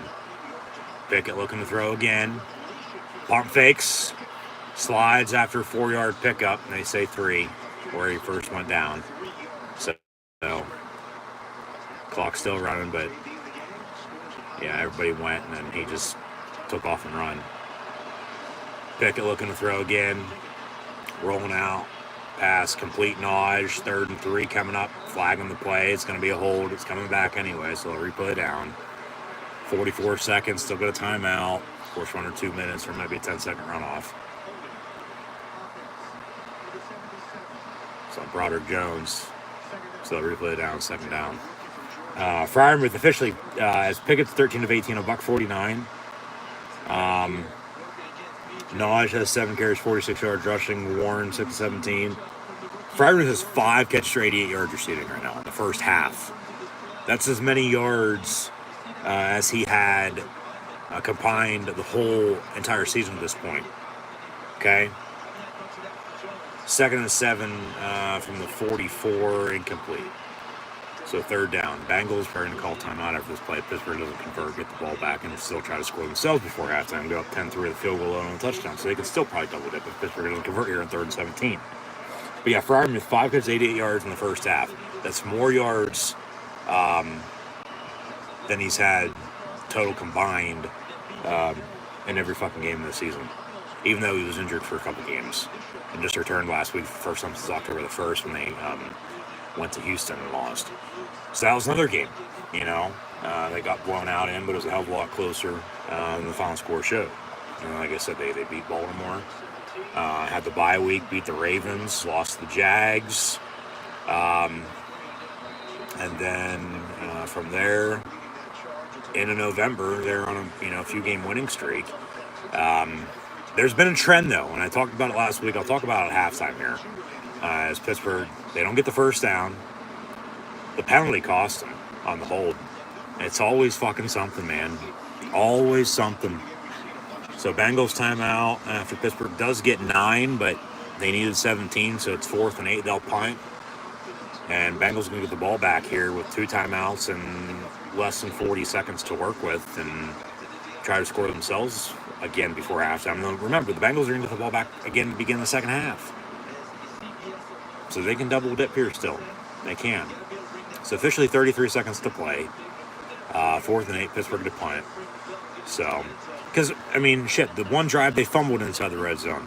The one other drive they punted, there was a tackle for loss. Then the next play they needed, however many yards, but they came up just short. And, works into that. The hold right there hurt them. Like, it's if it ain't one thing, it's another. They can't catch a fucking break. Punt going to be down inside the 10 at the 8-yard line. But Bengals with 2 timeouts at 24 seconds. We'll see now if they even do anything. Going to have to drive the length of the field for the most part at 1st and 10 here. They might just be comfortable with the 7-3 lead going into halftime because we're going to get the ball back to begin the second half. So we'll see what they do here. Looks like as they break the huddle, they're just going to take a knee. Yeah. So we at halftime. Bengals lead the Steelers 7-3. And the Cincinnati Bengals will get the ball back to begin the second half. A little bit of a slow start. Then it heated up, cooled back down. Both teams have had chances, no doubt about it, but 7-3 at halftime. And they talk about turnovers with Pittsburgh turning it over once they're on the fumble. Cincinnati couldn't capitalize on it, though. Pittsburgh ended up kicking a field goal, but then, boom, right afterwards, Bengals, damn good kickoff return. A couple plays ahead of their score. And then we've been deadlocked at 7-3 ever since. Yeah, if it ain't one thing, it's another. Pittsburgh's just continuing to shoot themselves in the foot. They've had their chances. They have. I mean, penalties have hurt them. Tackles for loss have hurt them. Just, once again, it's who they are. As soon as they do something good, they're going backwards. But they are moving the football. The drives have just stalled. They should have some more points than they do at 3. Probably with another field goal or 2. Really 1, you think about it, because that fumble is inside the red zone. They don't, turn it over there. He was short. Okay, 4th and 1 coming up. Do they go for it? Who knows? They'd probably kick it, take the points. I would have. There's a field goal for you there. So, I mean, it's 7-3. It probably should be 7-6, let alone 9-7. Because they've come close, but still no cigar. But yeah, as they trail 7-3 at halftime, as I was saying, with the momentum and then the trend, yeah, Pittsburgh lost week 1 against the 49ers. Then they beat the Browns and Raiders. Then they lost to the Texans. And they beat the Ravens, had the bye week, but then also the Rams. Lost to the Jags. Short week. Beat the Titans on Thursday Night Football. Past 2 weeks, beat the Packers, and then they lost to the Browns last week on a game-winning field goal. They're 6-4, all 6 wins by 1 score. 2 of the 4 losses, blowouts. Even though the final scores, really not showed how the game really went, even though it was. Pittsburgh had their chances, but, the game was a hell of a lot closer than it was. 10-point loss against the Jags and game-winning field goal last week, Really should be 7 wins by 1 score. It's 6 now, because one of the losses is by 1 score. Because they probably truly should have won last week. Lost in a game-winning field goal, though. But, coulda, woulda, shoulda. I mean, they've had their chances. They've, come close, but still, once again, no cigar. Still stuck at times. But there's a trend. They lose and they win 2. And then they lose and they win 2 again. They lose and so on and so forth. So they'll show us some highlights. We'll pull up some stats and scores here in a minute. But I still think this game is going to come down to a turnover in this second half. And then whoever can capitalize off of it's going to probably win the game. Let alone still could come down to whoever has the ball last. We know this game is going to come down to the wire because it's AFC North football and it's the Pittsburgh Steelers. So that's nothing new. But yeah, at halftime they trail the Bengals 7-3. Kenny Pickett 13-19, $149. Sacked once. He has 2 carries for 8 yards. There's balance in the run game. Both backs have 7 carries apiece. Naj with 46 yards. The bowling ball bulldozer, Jalen Warren, 26 yards. Does have the fumble, unless they probably have another field goal. And then they've gone to the middle of the field. Hallelujah. Thank God. And they've gone deep as well, I might add.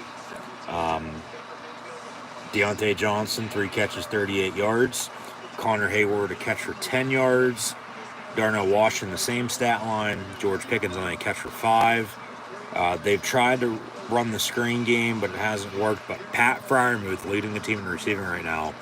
5 catches, 88 yards receiving. He has more receiving yards today than he's had total combined all season long to this point, even though he missed a few games because of an injury. Remember, he went down at the Texans, just returned last week. And then there's the trend once again. They lose, then they win 2. They lose, they win 2. They lose, they win 2. Lose, once again, here we go again. So they're 6-4. They could be 10-0. Probably should be fucking winless. Let alone anywhere in between. So you take it for what it's worth. It is what it is. It's because of who they are. Because they are who they are. And that's, well, at times not much, but then it's like, all right, other times, where the hell's this been? Totally different team, not playing like a bunch of third graders and actually playing football. Standard is standard, yeah. Bill Cowher talking about Steeler defense at halftime. Probably going to have to win the game. As always, they're relying on way too damn much. So we'll see what gives us all, I'm sure something will. KZ right now leading the team toes tackles with 4. They have 2 sacks on Jake Browning, Watt, and Herbig. So both Wisconsin Badgers taking down the former Husky.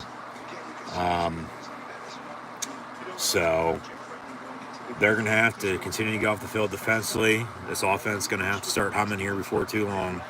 Getting a groove, find some momentum, keep it on their side, be balanced, consistent, keep it simple like they do, but just keep momentum and the consistency on their side for the most part. Because, as I said with the momentum, as soon as they get it, they let it go out the door. They let it slip and slide all over the place. They do. And I think that's what probably makes it more frustrating than not. Because damn well they're...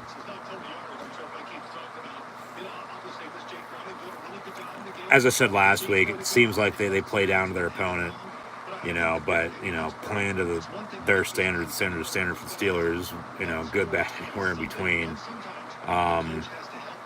it's still there for the taking. You know, they need to grab the bull by the fucking horns and overall just take control of this game.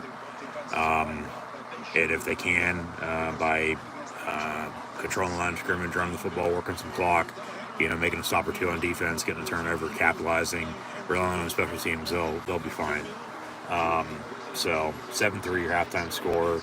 Boswell's field goal was good from 41 yards too, by the way. So now some total team stats, and then we'll get into some other scores from around the league and also preview next week. As Pittsburgh will return home for the first time in a few games, and then have another couple home game stand, and then technically next Sunday will be the final 1 o'clock Sunday Steeler game at home, at least for the rest of the season, because then after that they play on a short week at home against the Patriots on Thursday night, go to the Colts. When they play the Bengals again, though, it's going to be on a Saturday right before Christmas. They don't play Christmas Eve. They play 2 days before, the 23rd, and then they go on the road the final 2 games. So of course we'll get there when we get there. Still got to take care of business. In the meantime, they're 6-4, 2-1 in the North. Another must-win game here. So we'll see if they can just find a way to win.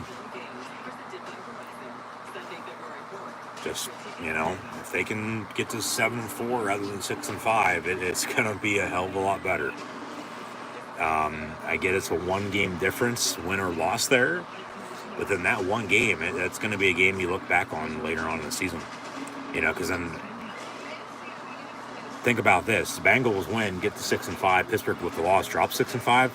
They're both 6-5, trailing Cincinnati, or excuse me, Cleveland, who they lost to last week, who's 7-3 right now. The Ravens are 8-3. They play tonight on Sunday Night Football. But then Pittsburgh, they've already split with the Browns. They need to split then with the Bengals. You think about it, right before Christmas, and then they'll play the Ravens again until Week 18. So they'd have to, you know, sort of sweep Baltimore if they could. You know, to think about it, probably win the North at that rate if that goes the way it, you know, goes. But I don't know if they split with everybody.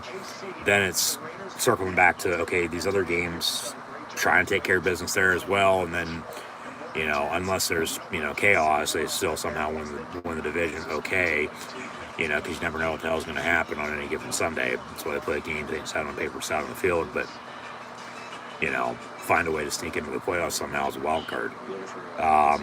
But we'll get there when we get there. They still got another half of the ball to be played here, and it's going to be a crucial third and fourth quarter for sure. They're down 7-3. The Bengals will get the ball to begin the second half. We'll see if Pittsburgh can make a stop defensively, like I said, and the offense just get in a groove and keep momentum on their side. Run the damn ball, keep running it, you know, and then you beat them with play action. You know, keep getting these tight ends involved. Take your shots. Just be balanced. Be consistent. Just find a way to drive and score. You know, ain't golf once again, folks. It's football. It's not the lowest score. It's the highest score that wins. So, if so, you know, it was golf, they'd be winning, but they're not. They're losing. Down 7-3 at halftime. Like I said, those are your stats. I'll actually go through them again because I just realized I didn't go through the Bengals, and then we'll get into the total team stats. So at halftime, Bengals leading the Steelers 7-3. Kenny Pickett is 13 of 19 for 150 yards. Najee Harris, 7 carries, 45 yards. Jalen Warren, 7 carries, 26 yards. Pat Freiermuth, 5 catches, 89 yards. Deontay Johnson, 3 of 38. Connor Hayward, Darnell Washington, 2 of 20 total, which is 1 of 10 apiece. So 13 of 150 passing. You have technically 7 catches for 109, 110 yards receiving to the tight ends alone, with then DJ getting the other 38 and Pickens with 5 on 1 catch. So keep getting the tight ends the ball. Seriously, keep running the football and keep getting the tight ends the football here. And, of course, nothing stupid either. Nothing stupid. Run the damn ball. Don't be turning it over. No stupid-ass penalties either. Jake Browning's 9 of 12, 101 yards and a touchdown. He's been sacked twice. Probably should have been sacked a couple more times, but hasn't looked bad in his first start. Mixon, 5 of 13 rushing. So Pittsburgh defense continuing to stop the run because the Bengals seemingly haven't been able to run the football. Jamar Chase, 2 of 42. Trenton Irwin has a catch for 25 yards. Sample has the touchdown from 11 yards out. Hudson, Irv Smith, Boyd, Mixon, 1 of 5, respectively, for the 4 of them. And then some total team stats now, like I said.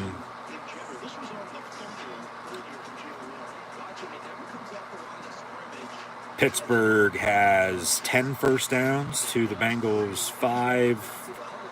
They're 3-9 on third down, and Cincinnati, surprisingly, is 0 of 4. The lone turnover was Pittsburgh's fumble, but the Bengals couldn't capitalize on it. Thing is, Pittsburgh's down 4, and they're somehow pulling what their opponents would do against them and be down, or excuse me, up in every stat. Like, they're probably wondering, how the hell are we down? Just like everybody that they've beaten was wondering, how the hell did we lose it to these guys? Pittsburgh's down 7-3 at halftime as we just kick off the second half. Returned about the 25-yard line. First 10 Bengals from there to begin the third quarter. So once again, thanks for tuning in and listening. As always, I'm your host, Encyclopedia Sports, Coy and Luke 96. Be sure to like, follow, and subscribe to social media. Links in the description below. Thumbs up button. Share, hashtag NFL, hashtag Steelers, hashtag Bengals. Chat questions, comments, super chats, super stickers, super likes. Super thanks, always greatly appreciated as well. As this video is powered by Rogue Energy, HopeKThrifts, and Dead Hungry. Links in the description below for them as well. So yeah, Pittsburgh with 10 first downs, Bengals with 5. Pittsburgh's run 16 more plays, make it 15 now with that first play of the second half going nowhere. 2nd and 10 for the Bengals. But then Pittsburgh having 142 yards passing and 79 yards rushing, compared to 86 and 13 respectively for the Bengals. So 221 to 99 total. And then 6 total penalties, 3 against Steelers, 35 yards, 3-16. Give me hell yeah for the Bengals. 1 turnover by Pittsburgh inside the red zone. Could have been a field goal touchdown drive. Remember, the play before was a catch and a touchdown, but he dropped it. They said incomplete, didn't look at it. Who knows if it was a catch or not for a touchdown. Very next play, the fumble on 3rd and a yard. Or 3rd down. It would have been 4th and yard if it would have just been brought down. Okay, they settle for a field goal. They have 3 more points than they do now. Set down 7-6 rather than 7-3. Who knows what the hell else happens. In the meantime, though, as we've gotten the clock back up and working in the second half now as well. So 3rd and 9 for the Bengals here after the incompletion for the line of scrimmage. See if the Steeler defense can get off the field. As they're trailing, but they've controlled the clock officially 19:09 to 11:36. So from the 26, 3rd down, Cincinnati, quick slant over the middle, caught first down to the 43-yard line. Jesus Christ. You know, backs up against the wall, and they just let them do what the hell they want. They can't catch a break. They can't.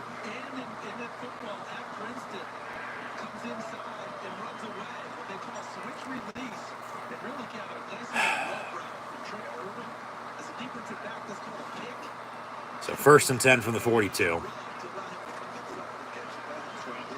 That's a hold. Browning going to tuck it and run, slide in midfield.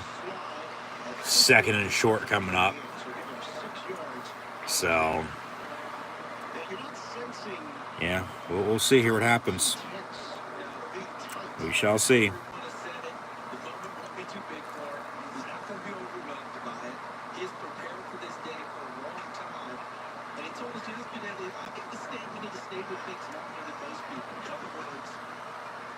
his time, waiting his opportunity. And all Jake is just Hand off Mixon. He'll mix it up, and, well, it looked like he might have got the first down, but he tripped up and went to the side and then gets brought down only after a yard gain. So 3rd and 3. Come on, Pittsburgh. Come on, defense. Get the fuck off the field. I mean, if they can make another stop, I mean, they're lucky to be in the spot they're in, still down 7-3, because Cincinnati's had their chances to extend their lead, and they just haven't been able to. So, pass, caught, another fucking first down. Jesus Christ, come on.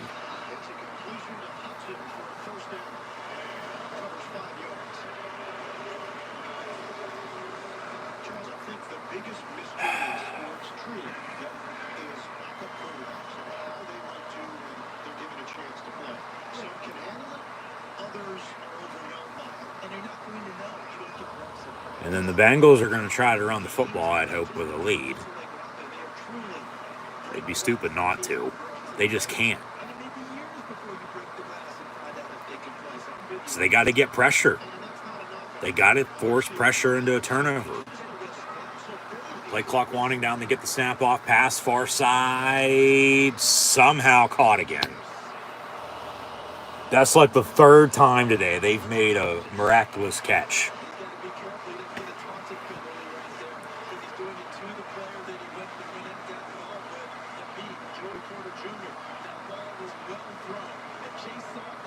First and 10, Bengals. Ball, 20, 25-yard line or so?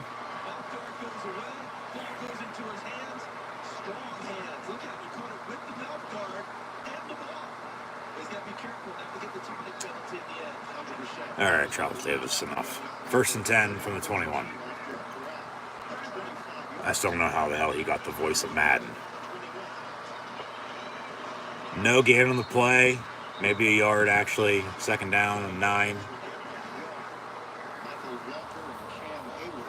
Brandon Gaudin, yeah. But maybe it's because the Steelers have had Iron Eagle and Charles Davis on the call for 3 straight games now.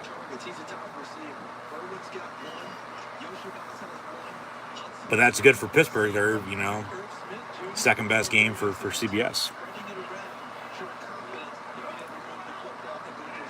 They've had a lot of 1 o'clock games this year, they have.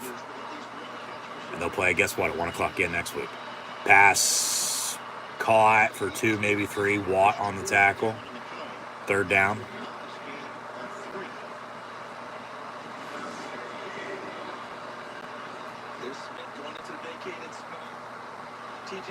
When these two teams meet again, they'll actually play at 4 o'clock, right before Christmas.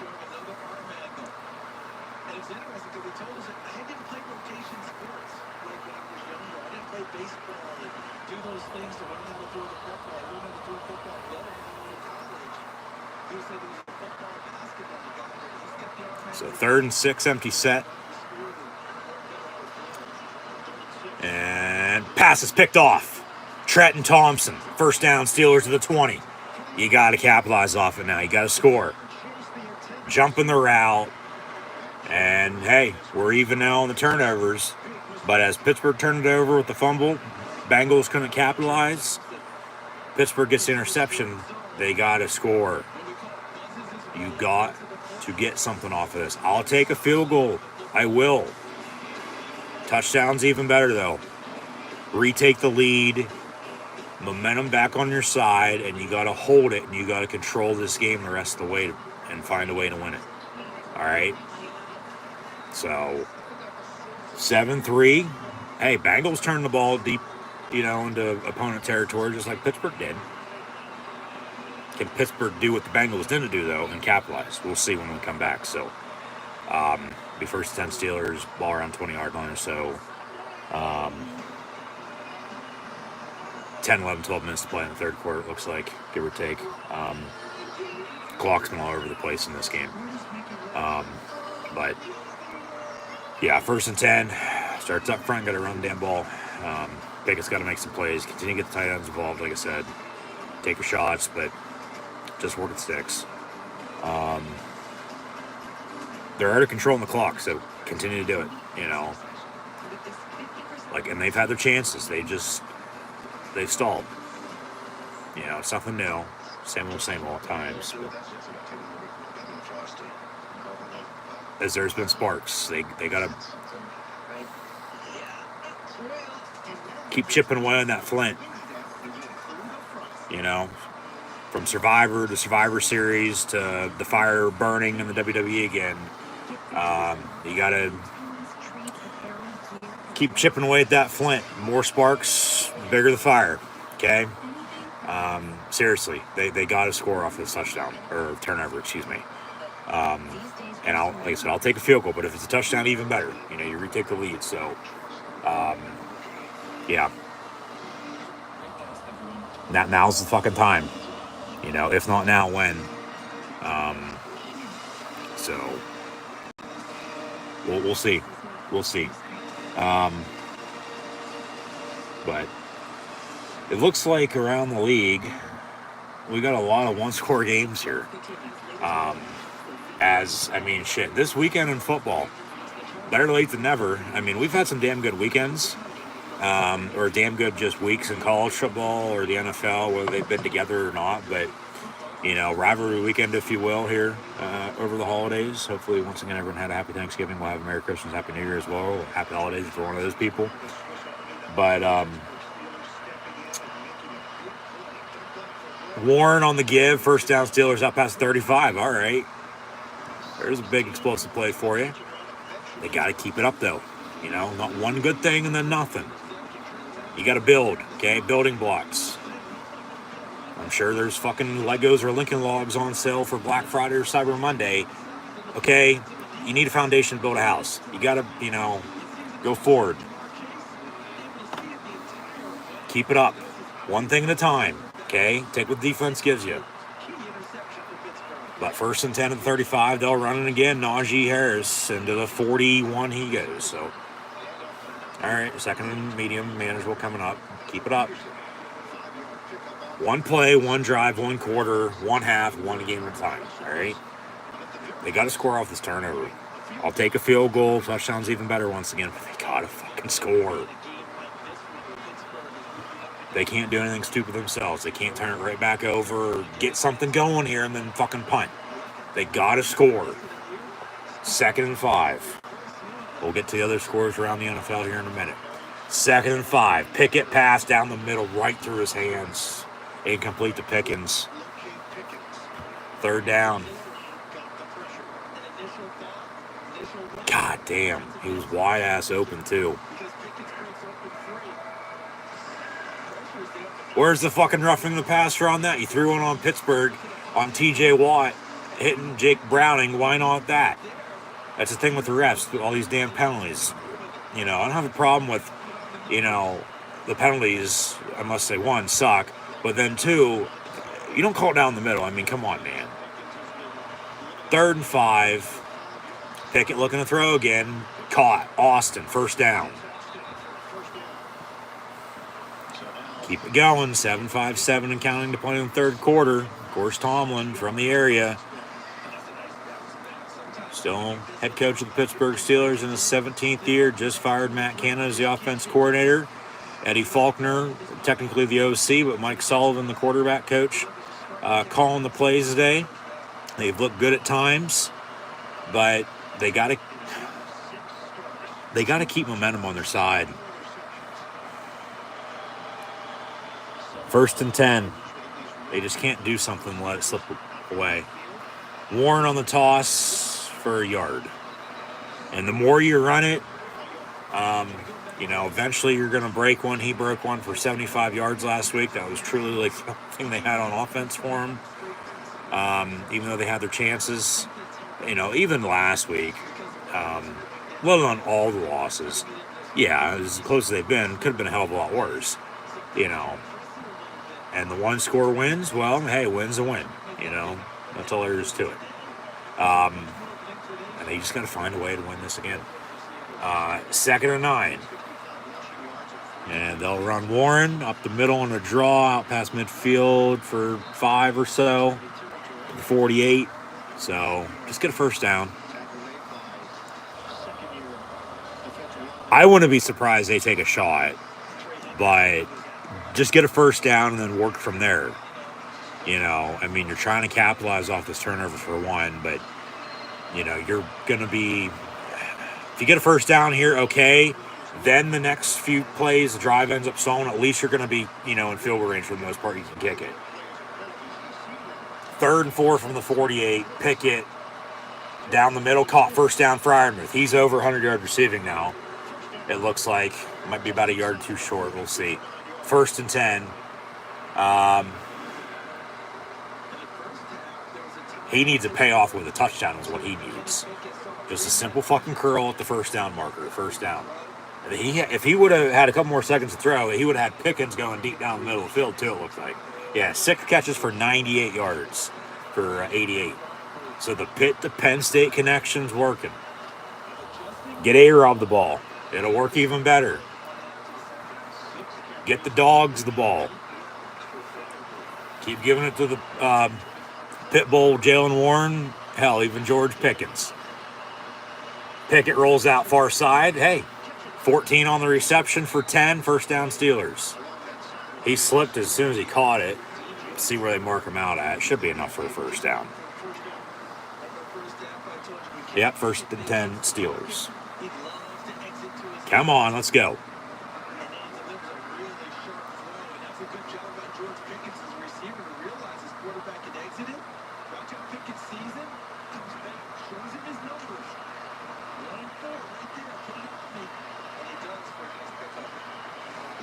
First and 10 from the 29. Hayward motion, maybe some movement up front, but they let it slide. No false start.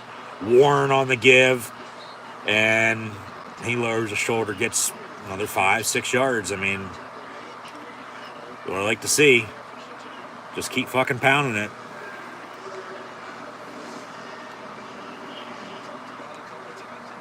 Work some play action in here probably. Go back to the tight end. Just don't get inside the fucking 5 and not be able to score. Because you're running out of real estate here before too long. 2nd and 4 from the 23. Pickett getting pressured and gets sacked. Be 3rd and 6. God damn. He's a little slow to get up, but he seems to be okay. I mean, good coverage. He had Deontay Johnson wide ass open. Oh, my God. Oh, my God.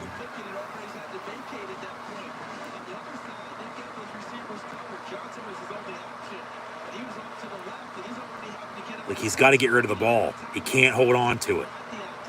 3rd and 6. And Bengals going to call timeout. 3:25 to play in the 3rd. Steelers get the snap off, but the timeout was already called. And so, timeout Bengals, they're first. All 2 left the rest of the way. So 3-2-4 rather than 2-3-4. Okay, 3:26 now to play in the 3rd. 7-3. 3rd and 6 coming up.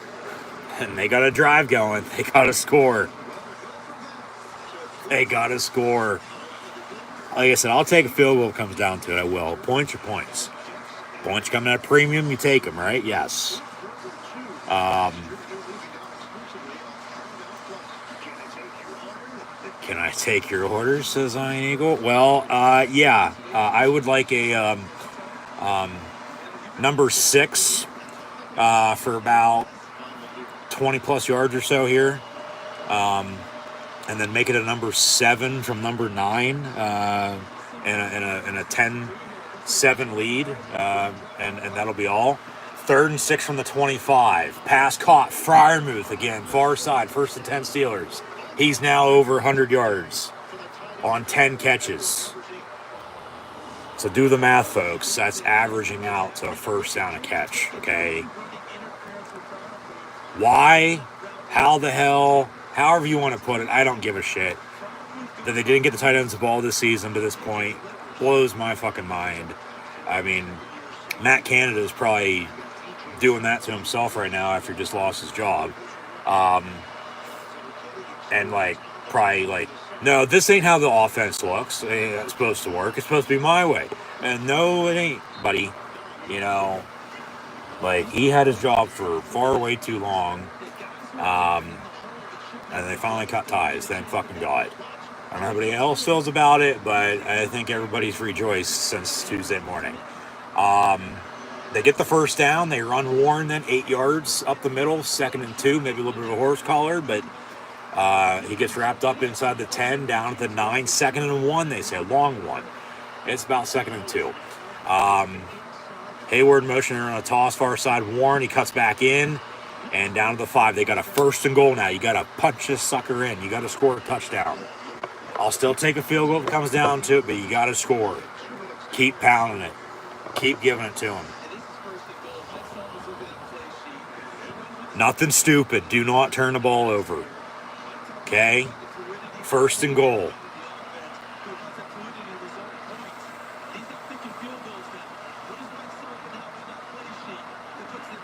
Got trips in a bunch, bottom of your screen. Robinson in motion.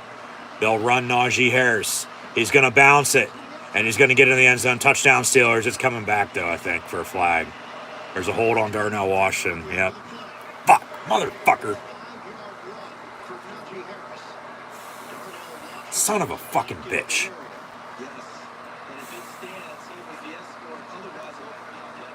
Oh, no foul for holding. Touchdown.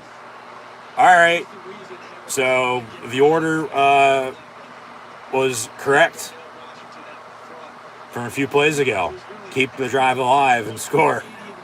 And they do. They go on a drive of like 15 plays and score a touchdown off of a turnover. And like I said earlier, with as close as these games are, and if Pittsburgh, you know, is able to run the football as they have been recently, and you know, nothing stupid, extra points up and good. Steelers lead 10-7 with a $1:34 to play in the 3rd quarter. So you can't lose the momentum now, all right? You got to keep it on your side. You can't give up any big plays on the kickoff return, let alone on defense. Defense needs to get off the field. Another turnover or 2 would be nice. Just more pressure, all right? Stop the run as you have. But a turnover in this game, like I said earlier, whoever could get one and capitalize off of it, let alone whoever has the ball last, might win this game. We still got football to be played. 16-34 officially, once we go to overtime again in Cincinnati with the Steelers and Bengals like we did last year, as they split last year. This is the first of 2 meetings. Of course, this year they play twice every year, but playing today, then they'll play 2 days before Christmas in Pittsburgh at Heinz Field. Acrisure Stadium, whatever the fuck you want to call it now. Just in the Steel City, in the cold. Weather, it's been raining all game. But, hey, they have the lead again. Can they keep it? Can they maintain the momentum?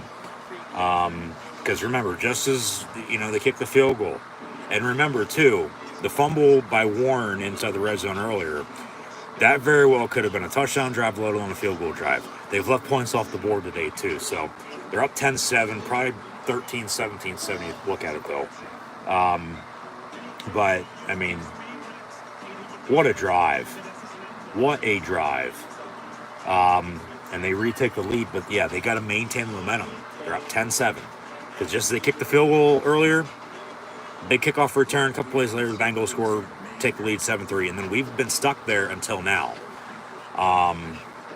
So that was officially, for Pittsburgh, a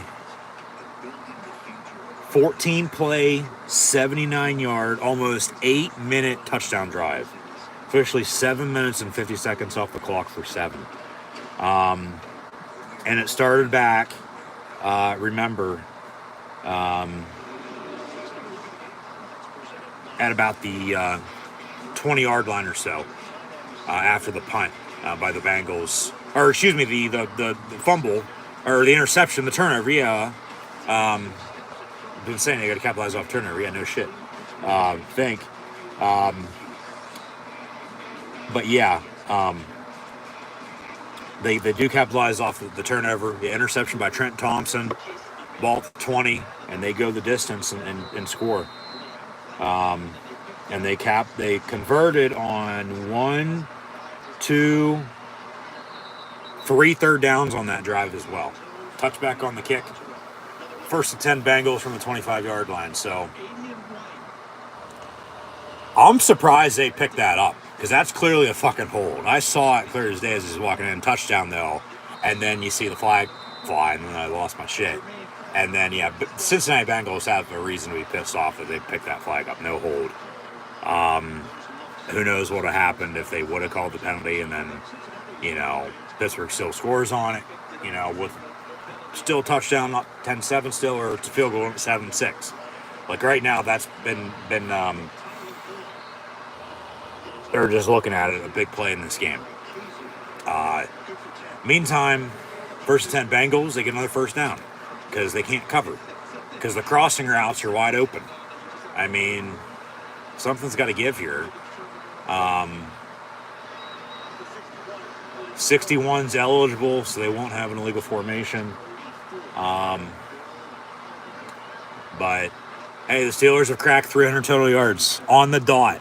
On the dot with that touchdown. 300 total yards to take a lead. 100 minutes of playing on the third quarter. First time all fucking season long they've cracked 300 total yards. Win or loss. Should have been sacked. I don't know how many times there. There was a hold as well. They didn't throw it. And then Browning brought down after about a 2-yard pickup. So Michael Walker is wearing 38. He was brought in last week with the injuries to Holcomb and Alexander. Played well, as did Trenton Thompson. Thompson's really stepped up. I mean, shit, has an interception earlier here today. Should be the final play of the third quarter coming up. In the meantime, 2nd and 6. Like I said earlier, too, they're, shifting and moving players around. And standard to standard. 2nd and 6, they run it. Flags come flying from the backfield. Got a hold. 10 yards, they'll replay it down. Are we going to have an untimed down, or are they going to wind the clock? Because there's either going to be 2 seconds. They should wind the clock and take us down in the third quarter. So the Bengals then would have a 2nd and long to begin the fourth, down 3, 10-7. But they're getting by the skin of their ass. They are. So, end of the third quarter, Steelers lead the Bengals now 10-7. Pickett, 18 of 25, 197 yards passing. Najee Harris, 10 carries, 61 yards, and a touchdown. Jaylen Warren, 11 carries, 44 yards. Balance, consistency, thank you. Pat Fryermuth, get the ball to the fucking tight ends. Thank you. 7 catches, 106 yards.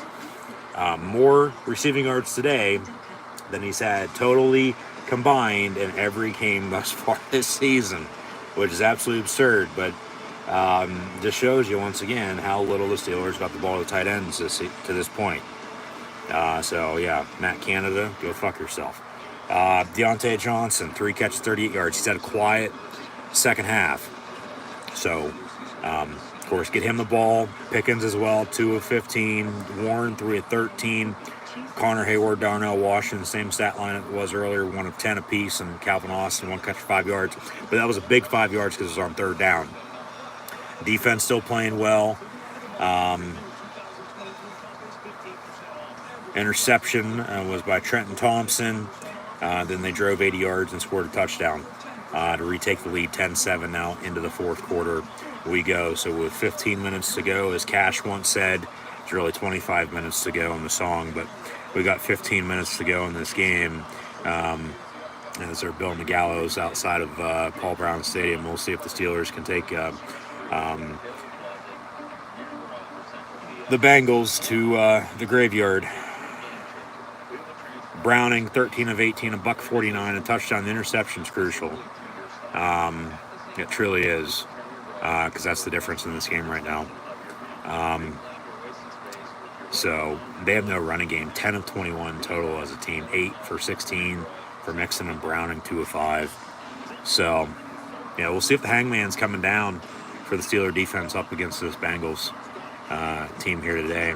So wave those terrible towels And oh mama, we got a 10-7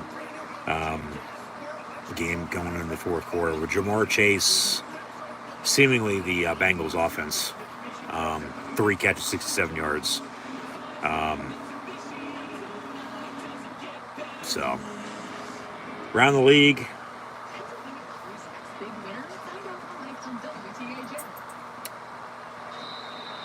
this game has been the first to enter the fourth quarter, it looks like.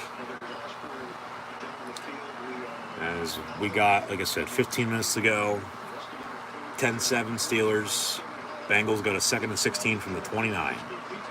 Over the middle, almost picked off again. Oh my God, it's caught. And they got a 3rd and 2 now. It's the 4th time today. 4. Not 1, 2, 3. 4th.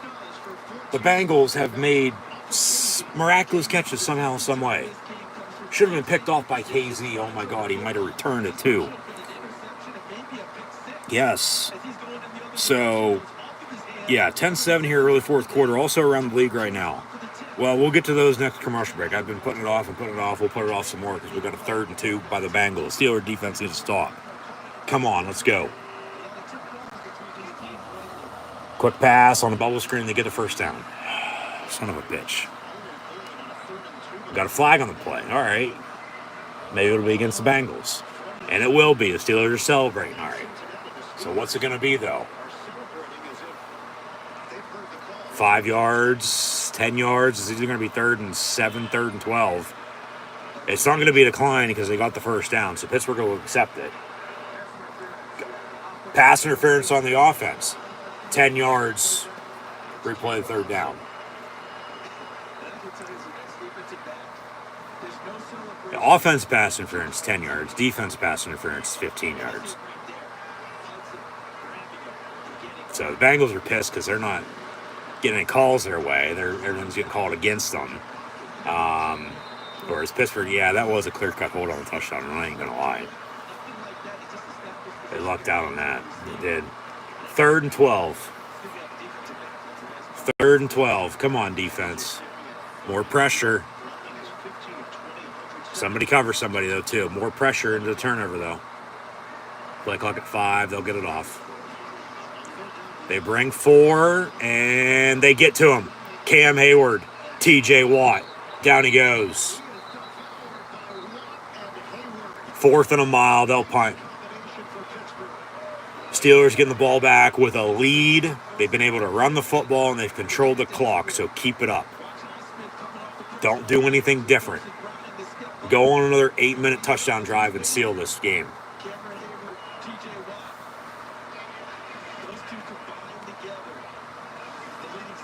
4th and 18 officially. Bengals on the punt. Nothing stupid. Don't run into them or rough them. Don't muff the punt either. Fair catch signal for as he runs out of bounds and catches it at the 32-yard line. We got a flag on the play. See what that is.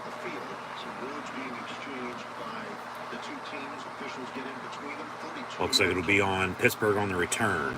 Right, another hold. Back them up 10 yards to the 22-yard line. Yep.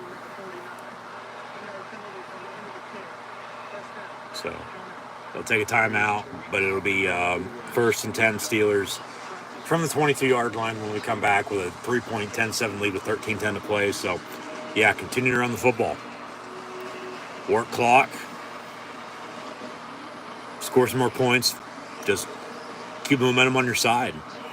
And find a way to hold on to this lead and find a way to win this game and get to 7-4. The Browns are playing at the Broncos later, and the Ravens are in LA taking on the Chargers. So root for the AFC West later on, is all I'll say.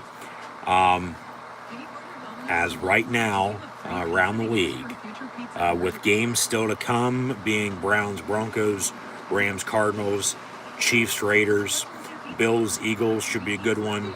And then Sunday Night Football is Ravens, Chargers. Monday Night Football is Bears, Vikings tomorrow night. Having already played this week, of course, Thanksgiving was on Thursday. Hopefully everyone had a happy Thanksgiving. We had, of course, the Lions and Cowboys have home games as they always do. Thursday Night Football was the 49ers beating the Seahawks 31-13. However, earlier in the day, though, the Packers beat the Lions 29-22, and the Dallas Cowboys beat the Washington Redskins, football team commanders, whatever the hell you want to call them, blowing them out, literally getting slaughtered like a Thanksgiving Day turkey, 45-10. But ongoing live right now in the NFL as the Steelers are leading the Bengals 10-7 here early fourth quarter with 13:10 to go.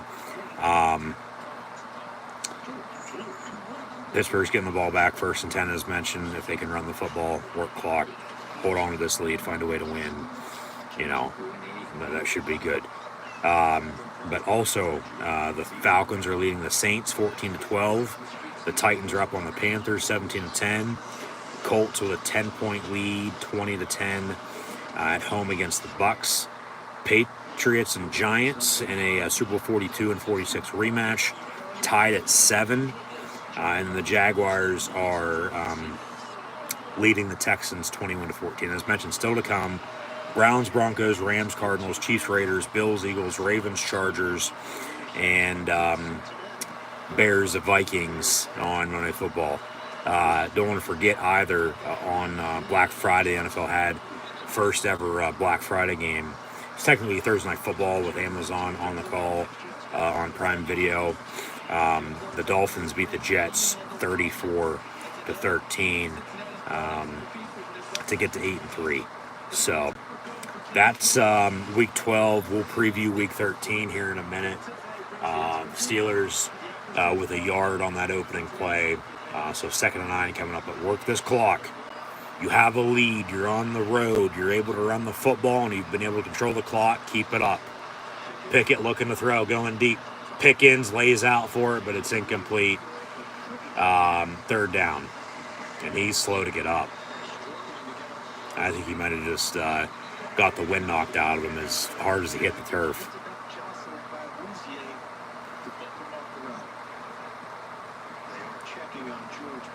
So hopefully he's okay and everyone's going to get hurt.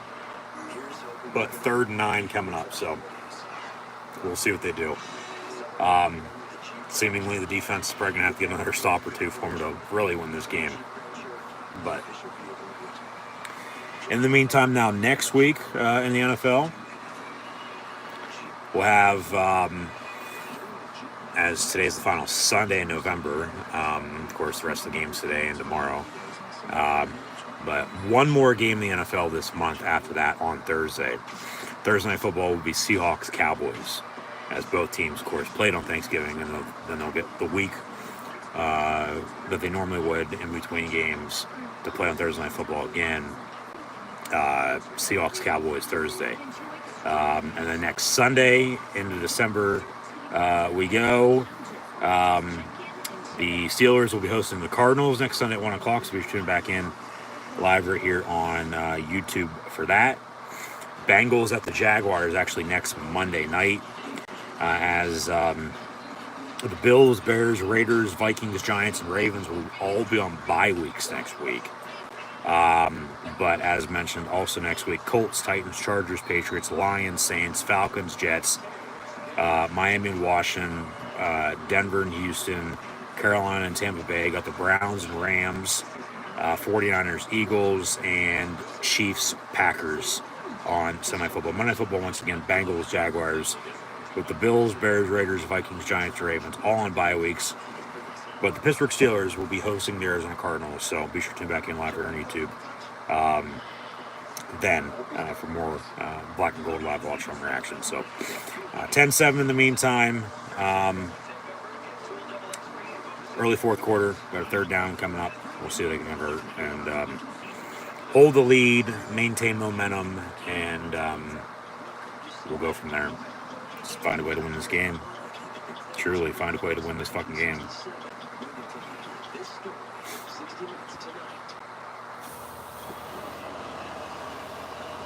Looks like George Pickens is okay.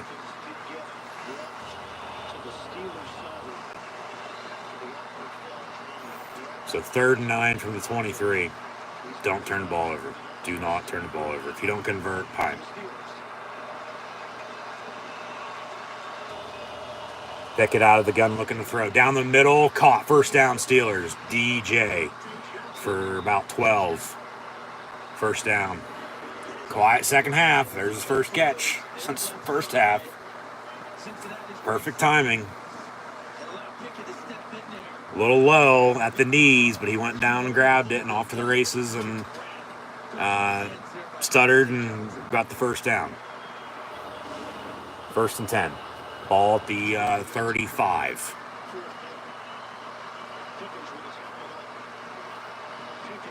Run the ball. I'm telling you. Run the damn ball and work this clock. Out of the pistol, they'll throw again. Quick pass, far side, complete. Allen Robinson. Flag on the play, might be coming back. He gets 8, maybe 9 yards, but penalty on the play. We'll see what the dirty laundry is from the Zebras.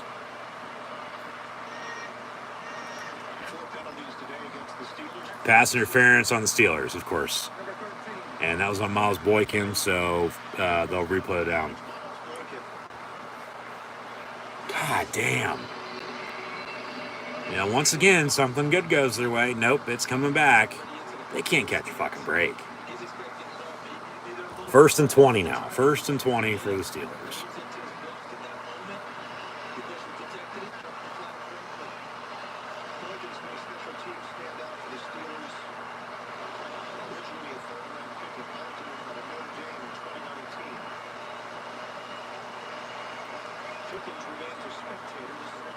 And they'll run a draw with Jalen Warren on 1st and 20. He gets about 5 yards, so half of the penalty back. 2nd and 15. Can they get 3rd manageable? Can they get a first down? Can they work this clock? Pickens going to come back out. I think he just got the wind knocked out of him because he laid out and boom, just hits the, ground real hard there, right at the gut. Yeah, exactly.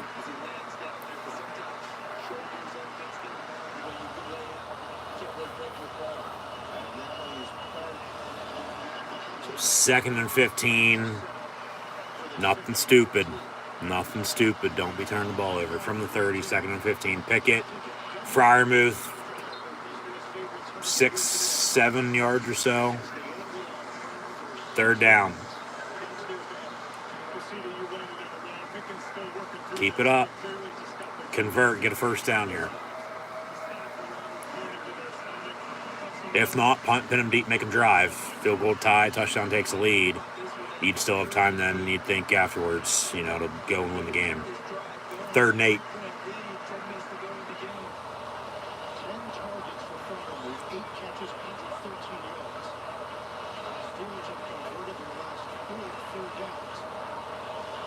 Empty set, play clock winding down, they get it off. 3rd and 8, Pickett gonna throw, going deep.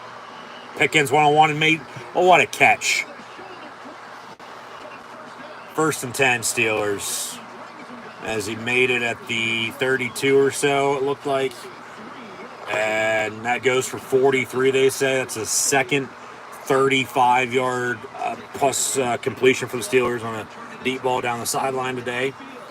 Probably 2 more than they have all season long to this point, even though I know they've had a few others. You get my point, though. Matt Canada is no longer the Steelers offense coordinator. Thank God. And then Pickett's now got Pittsburgh 1st and 10 at the 20 after Pickens. Big gain, handoff Nosh for 2 yards. So work this clock. We're under 10. You score a touchdown. I don't know. It might be enough. Field goal, they still need a touchdown to take a lead. But, you go up 2 scores here, 17-7, let alone 16-7. You miss the extra point somehow. You're up 9. That's still 2 scores. Most consecutive games held under 400 total yards the last 30 season for the Steelers. It's right now, from 2020 to present, 58 games.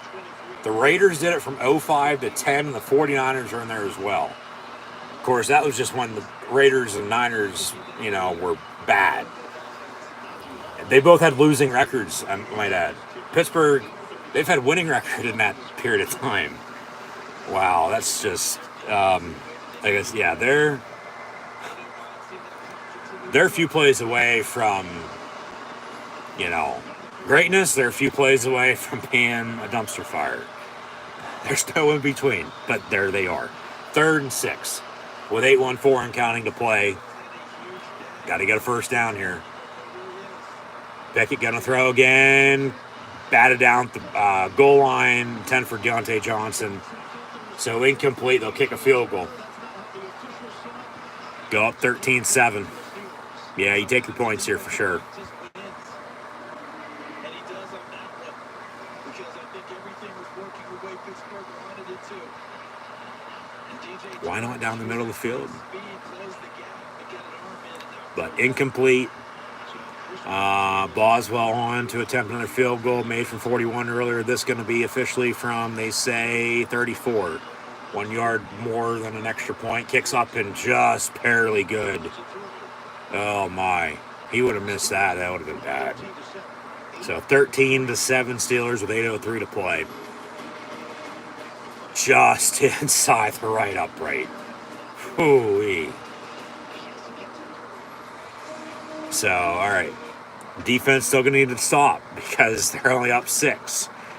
More pressure, pressure and turnovers. Stop the run, make them throw, but you got to cover. And don't be surprised they go deep here before too long, because they haven't. It's been all cross routes for the most part all day. So just cover, more pressure, sack his ass. Get a turnover or two, run the ball, run the clock out. Game might be over, whether you score again or not, if you can do that. A touchdown would have been nice there, though, on that drive, like I was saying. You're up 2 scores at 10, 17-7. Game might be over then. Unless they score quick and somehow make a stop and get the ball back again. But, yeah. We'll see here what the defense can do. Because then they settle for 3. All right, yeah, you take your points. You're up 13-7. Remember that fumble? You have a field goal there. You're up 2 scores right now at 9. 16-7. And field goal, last one at least, might have done it. Truly. I mean, still 8 minutes to play. 2-minute warning to come. Bengals only have 2 timeouts, so I think Pittsburgh with all 3. So we'll see what gives here. It'll still come down to the wire. What's new? But yeah, the defense gonna need to stop. The question is, who's it gonna be? Because Watt and Herbig had the sacks. Technically, Watt and Connor or Cam Hayward would be credited half a sack as well. But just continue to get pressure, man. Just make stops. Truly, make stops.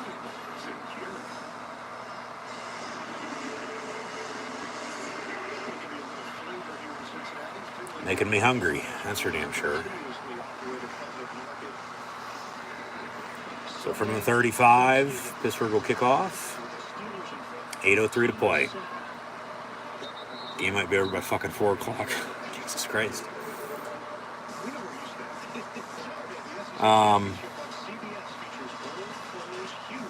So yeah, we'll see what it gives here. Come on, defense. Let's talk.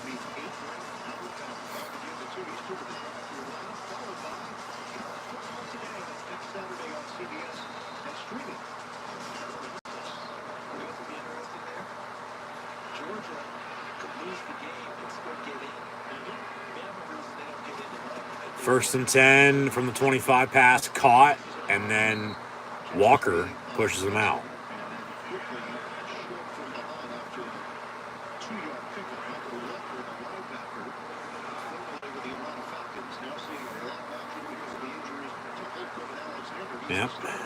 Yep. 2nd and 7.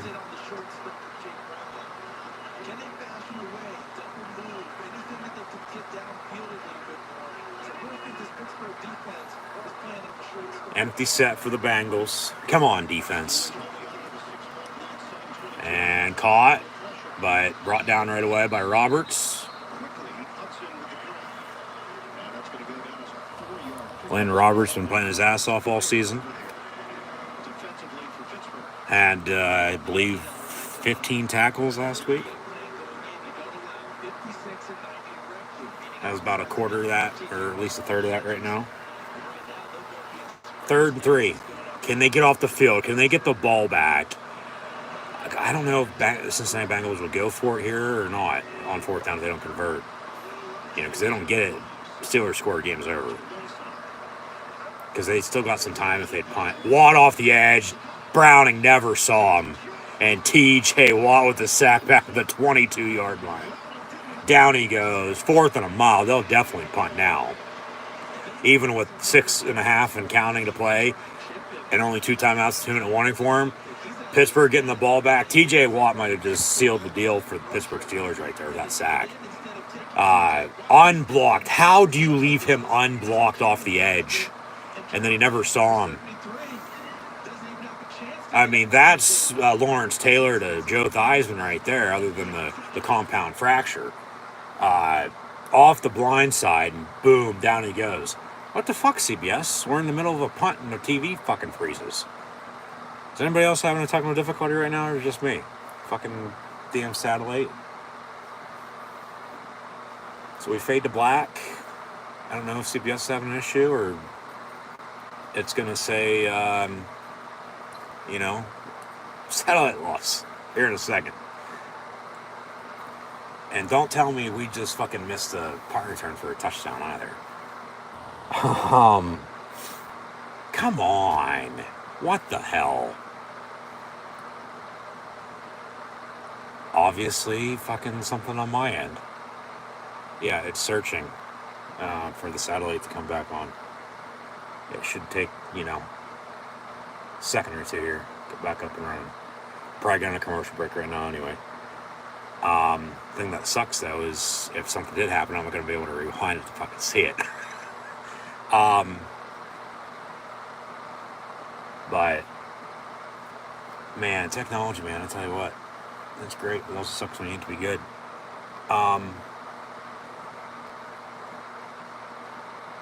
So we await this to figure itself out, and then we get back to the action. But as I was saying, Steelers going to have the ball here. If they can, with a lead, work clock, game's going to be over.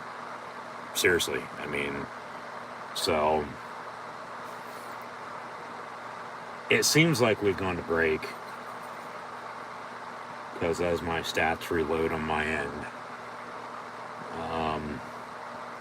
we're still with 5:58 to play. Nothing's happened. Still 13-7. So sorry for the technical difficulty. I can't control that. It's raining in Cincinnati, so that's going to be, here in central and western Pennsylvania before too long. Come on, let's go. What the fuck? Never takes this long. Always something. Always fucking something, man. I did have something weird happen with my TV, though, the other day.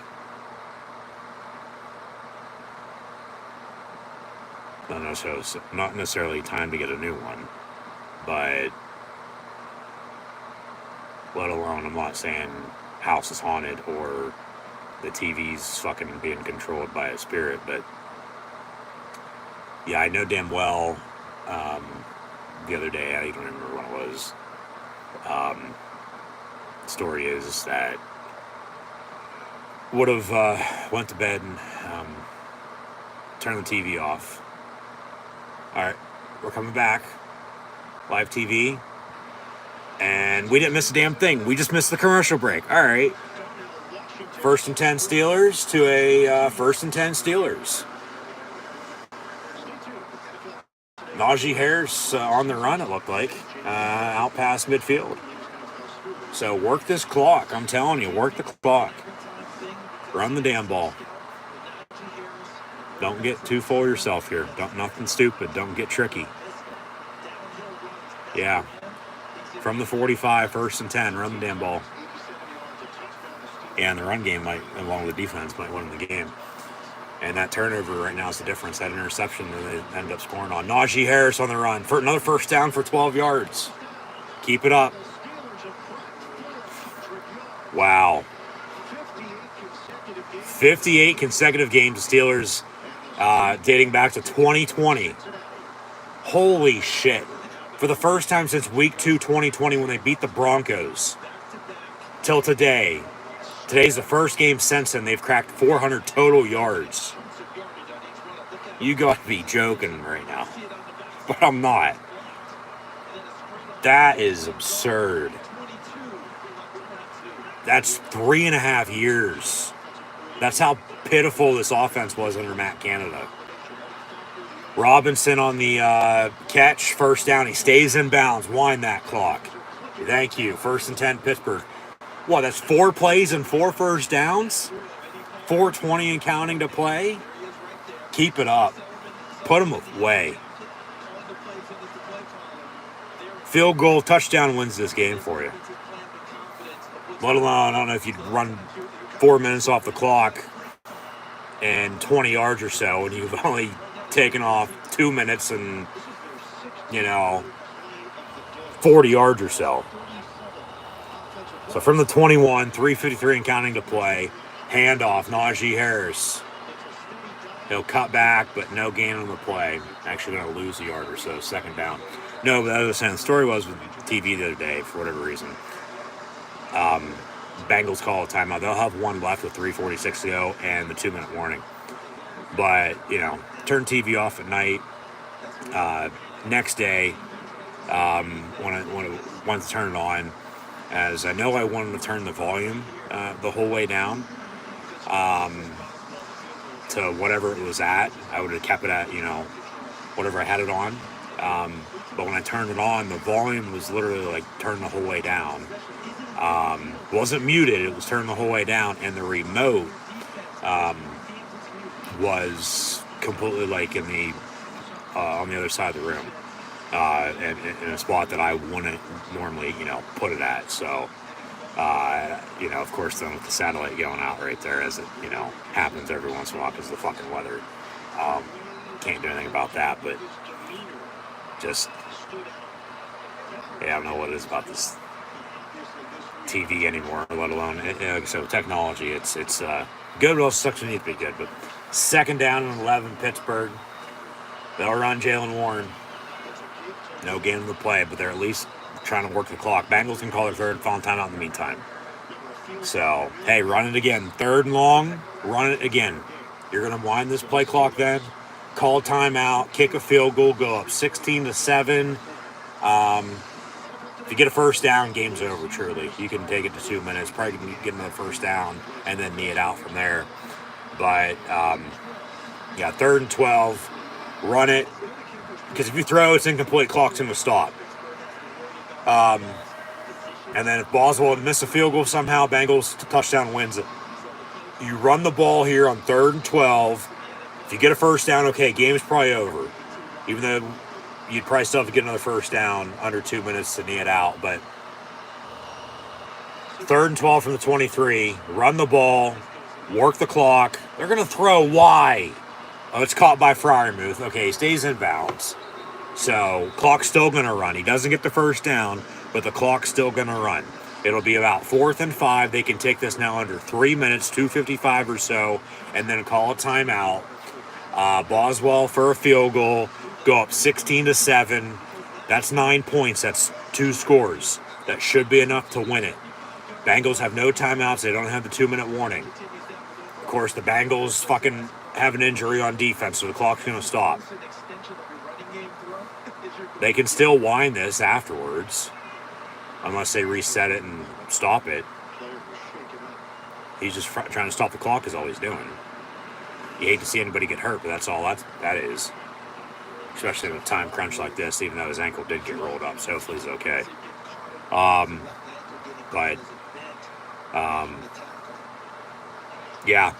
wind this clock, call a timeout yourself, and then you're up 16-7. That's 9. Once again, 2 scores. Bengals would need to drive and score. Field goal, touchdown. And then whatever they don't get first, they need, later with a field goal to win it, let alone, a touchdown to win it.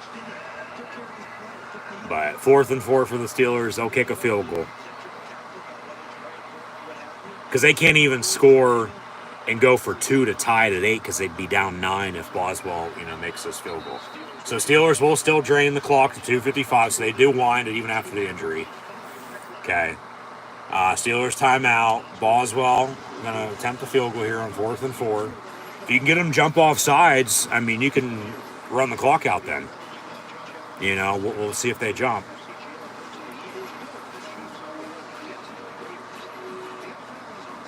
But this will be officially from 40-41 again, which he made from earlier. And also from 34, so...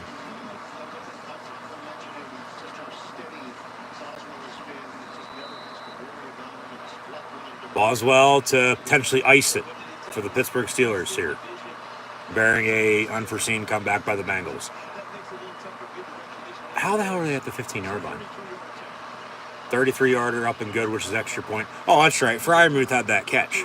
So they got another however many yards. 8 yards. That's right. I totally forgot about that. That's why I was thinking 41-yarder. So a 33-yarder. So he's 3 for 3 on the day. Hey, run the ball, defense, and special teams. That's how Pittsburgh's winning. And that's how they should win. That's just who they are.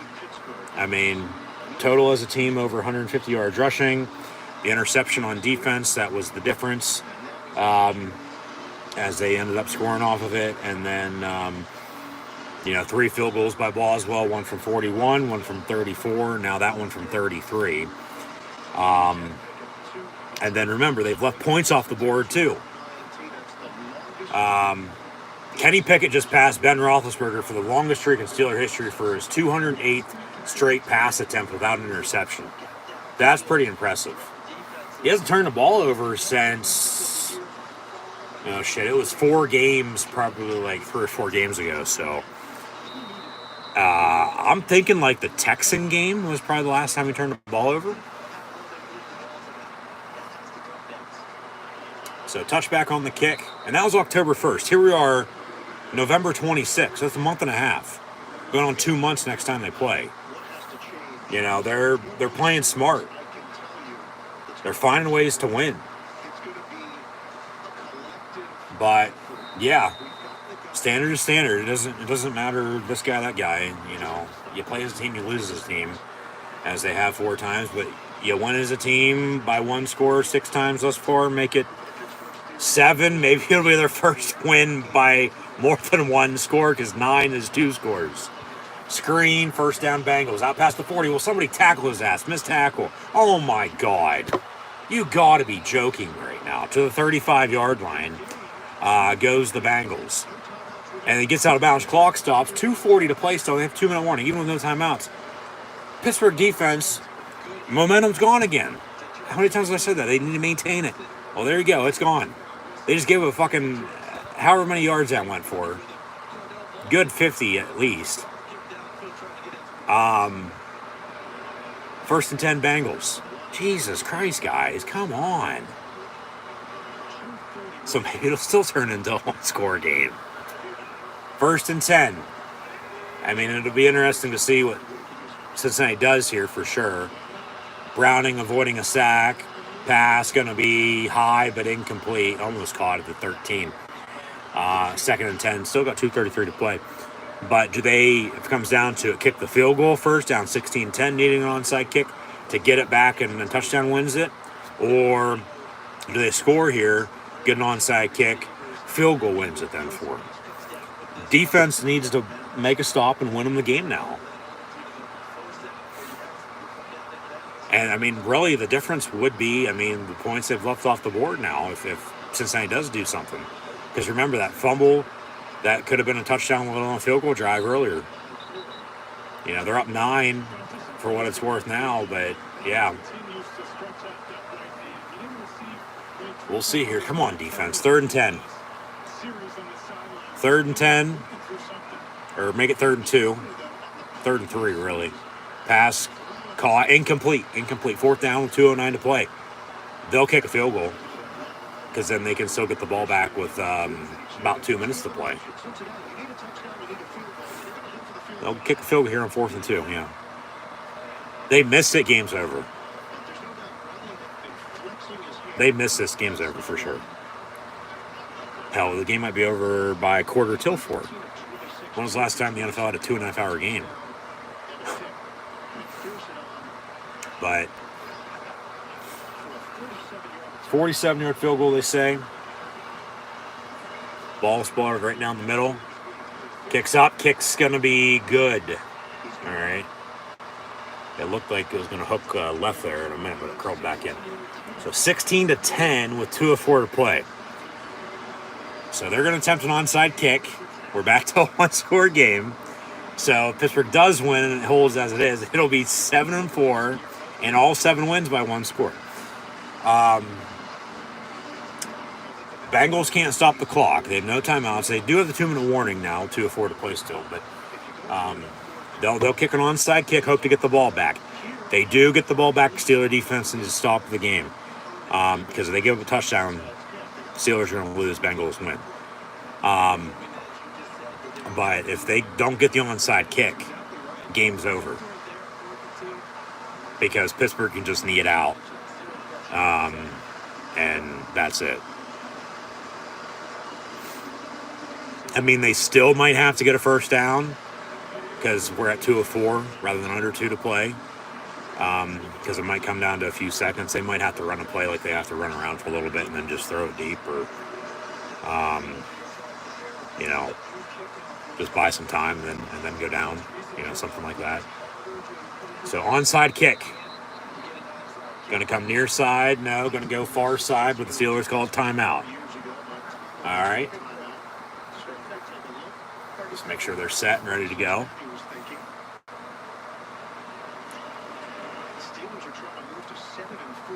Yeah.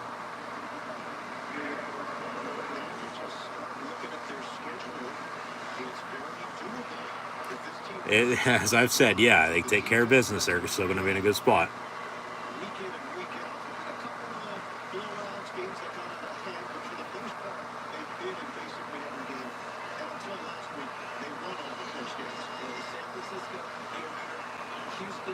Yep, and they show it off. We'll get more into that later. I ain't worried about it right now. Got to win. Find a way to win this.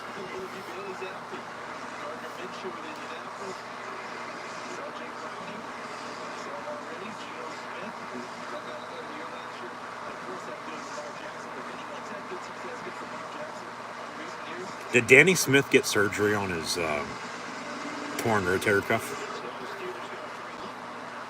Because it doesn't seem like he has. He tore it 2 weeks ago, and he's not in a sling. Onside kick by the Bengals, coming near side. No, now they're going to kick it far side. And the Steelers recover it.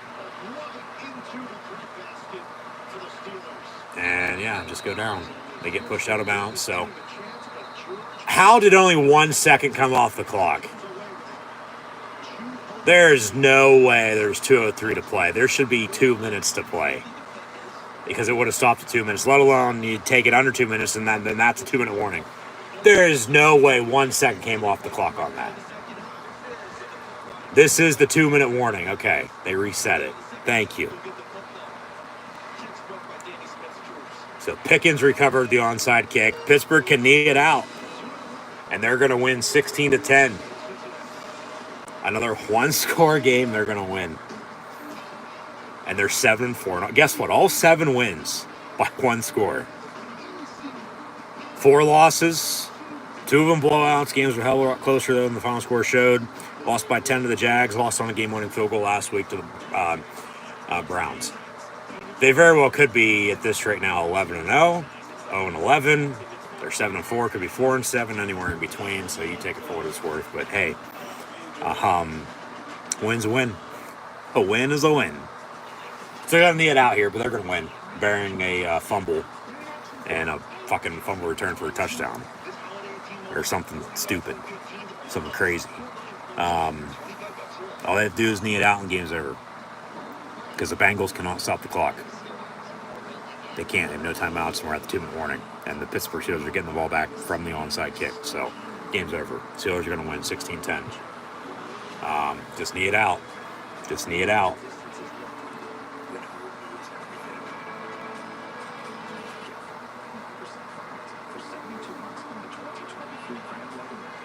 Looks like Najee Harris is going to come up 1 yard short of 100.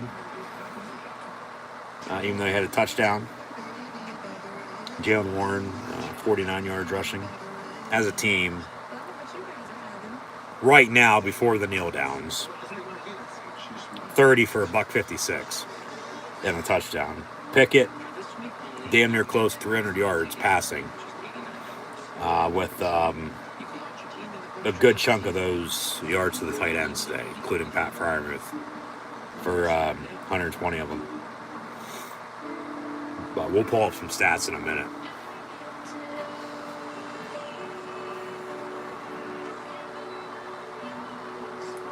So yeah, Matt Canada, don't wish you well, but good luck wherever you land.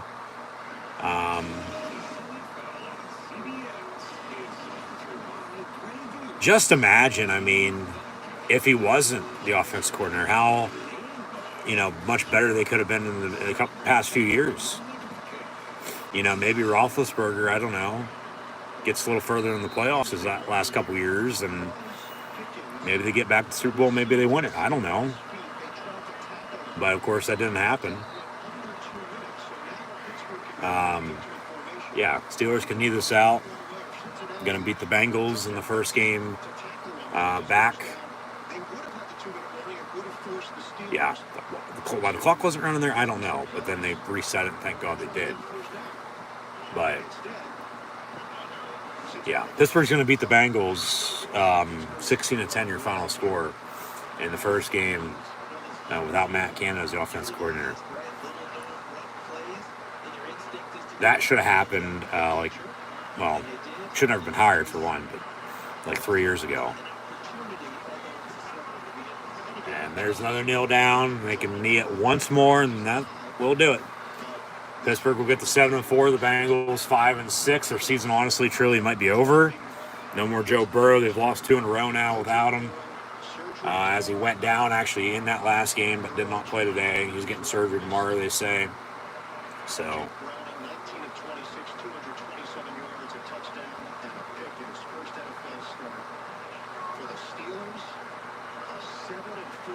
record. 7-4 and all 7 wins by 1 score. The difference in this game in a 6-point win is going to be the interception that they, ended up driving 80 yards and scoring a touchdown off of it.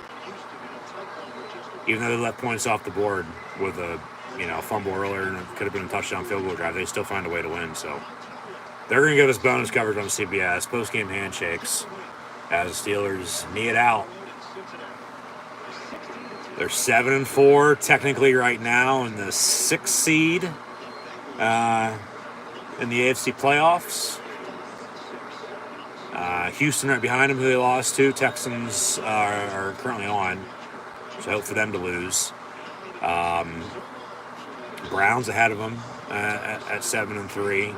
They play later. Of course, they already split. Jags are ahead of them. They lost to them. Chiefs, they don't play. Yeah, my goodness gracious, is right. Steelers over 400 total yards today for the first time since fucking September of 2020. To put it in perspective for you, that was fucking height of COVID. Here we are 3.5 years later, for the first time since then, they cracked 400 total yards in a game. But then also ahead of them right now in the playoff picture with the Chiefs. They don't play them. They don't play the Dolphins either, but then they already beat the Ravens, and they still have to play Baltimore. So they host the Cardinals next week, and then they're on a short week against the Patriots next Thursday night. So they got 2 games in the next 10, 12 days. After a 16-10 win today, they get to 7-4. With all 7 wins this season, once again by 1 score. Bengals dropped to 5-6. And it was truly Steelers football. It was. It was the run game, it was defense, and it was special teams. 16-10. They left at least 3 points off the board, I thought, if not more. Remember the fumble inside the red zone early. The play before it was a catch and a touchdown, but then incomplete. They never looked at it. Very next play, as they had said for that catch and a touchdown potentially, then it was incomplete. That if they would have looked at it, it might have got overturned and been a touchdown. You look at the total score, yeah, that's the difference, but that's not how we got there. 16-10 your final score, but the very next play then afterwards, Jalen Warren fumbled. It was 3rd and whatever it was. It would have been a 4th and a yard, but he fumbled. Bengals got the ball. They were in field goal range, though, was the thing. They could have kicked the field goal. That would have been the first of the 4 that he would have kicked. He was 3 for 3 on the day. Good from 41, 34, and 33 was Chris Boswell. So, 3 for 3 on field goals for 9 points, and they win by 6. I mean, he misses 1 of them, misses 2 of them, misses all 3 of them. I mean, a whole different story. You rely on special teams. That's, of course, if everything goes the way it did in the meantime as well. But, yeah, 16-10 your final score. But, yeah, they didn't get the field goal because they fumbled, let alone the touchdown because they said it was incomplete on the play beforehand. So, but then the Bengals didn't score off that. Remember that. So they lucked out there. The defense held, stood put. And then where are we at? They ended up getting a 3-0 lead. And then the thing about them is momentum. It truly is. They can't keep it. They cannot maintain momentum. As soon as they get it, it's gone. It happened, I don't know how many times today. The Bengals had like 5 miraculous catches somehow. They gave up a lot of first downs that they probably shouldn't have. Game was a lot closer, but Pittsburgh did,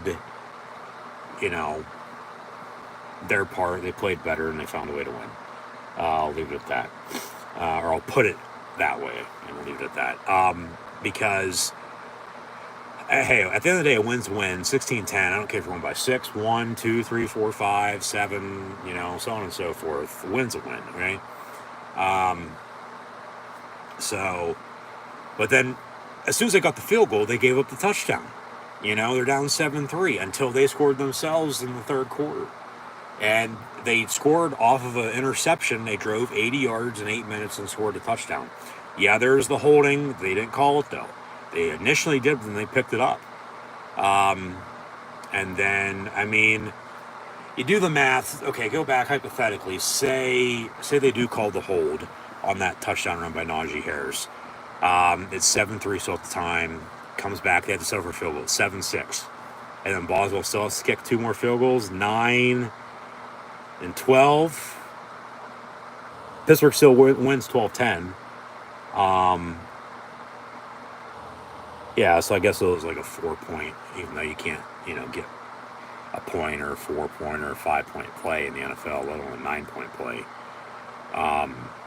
You can get 2, 3, 6, and 7, and 8, yeah. But the thing was, they didn't call the hold.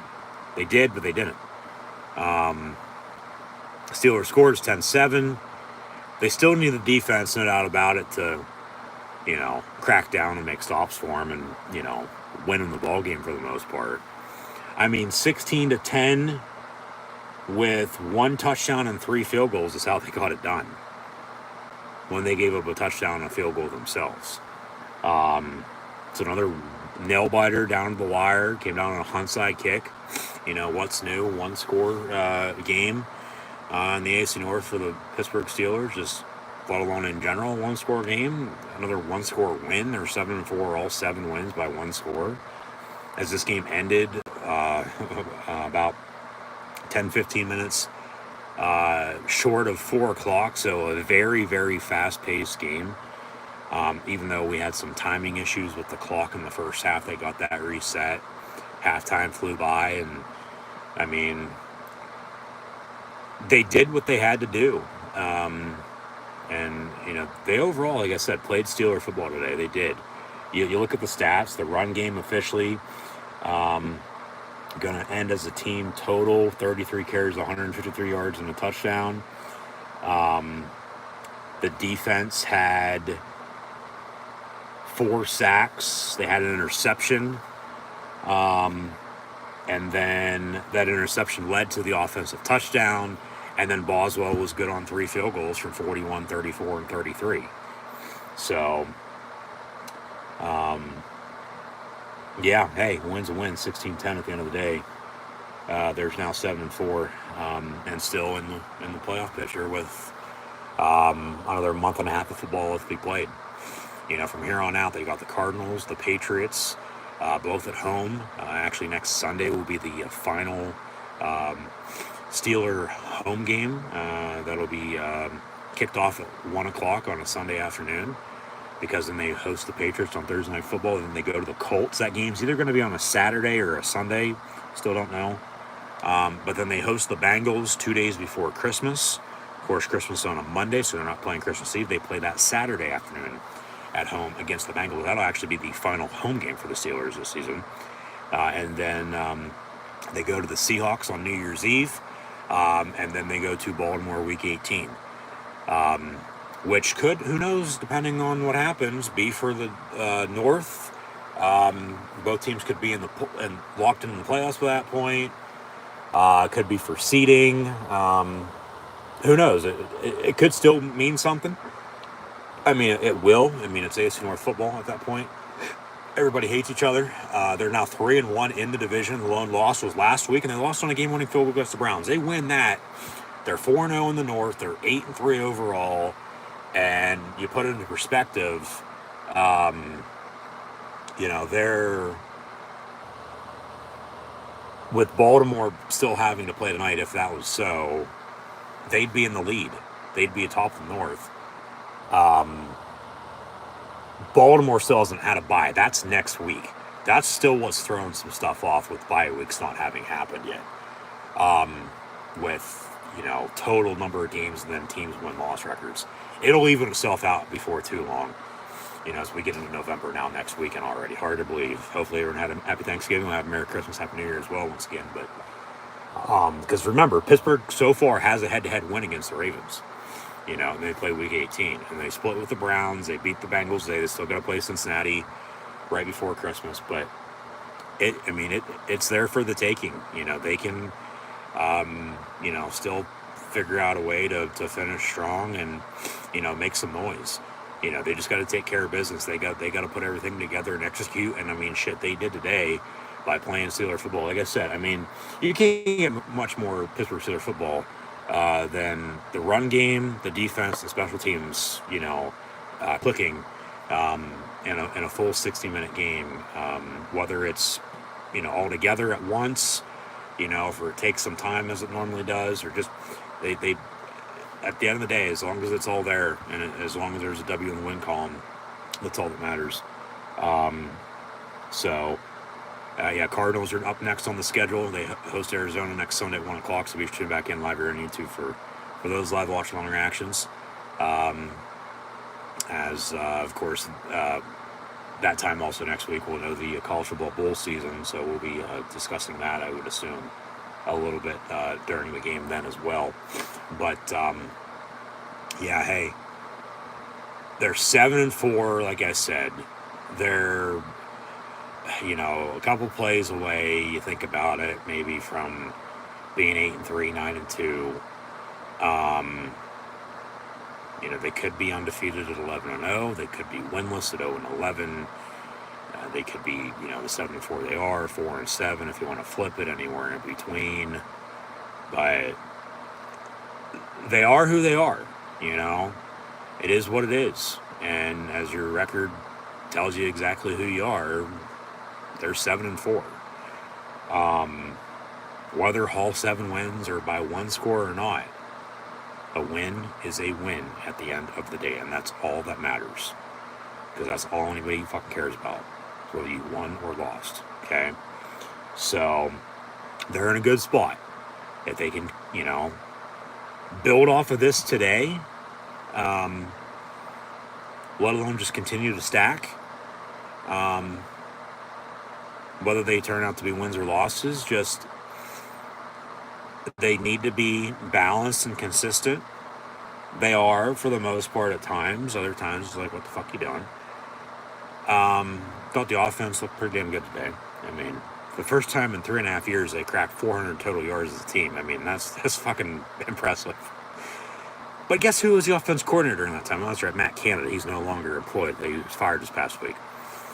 But it doesn't tell you, you know, why, then I don't know what does. I mean, just like I was saying, though, you think about it, like, how much, honestly, better could they have been, you know, if he was never, ever the Steelers' offensive coordinator? Like, seriously. Even though they've been there, you know, and still haven't had a losing season since 2004. Like, I can hear people, you know, saying, you know, because I'm thinking about it myself, like, you know, with them potentially being even better than they were.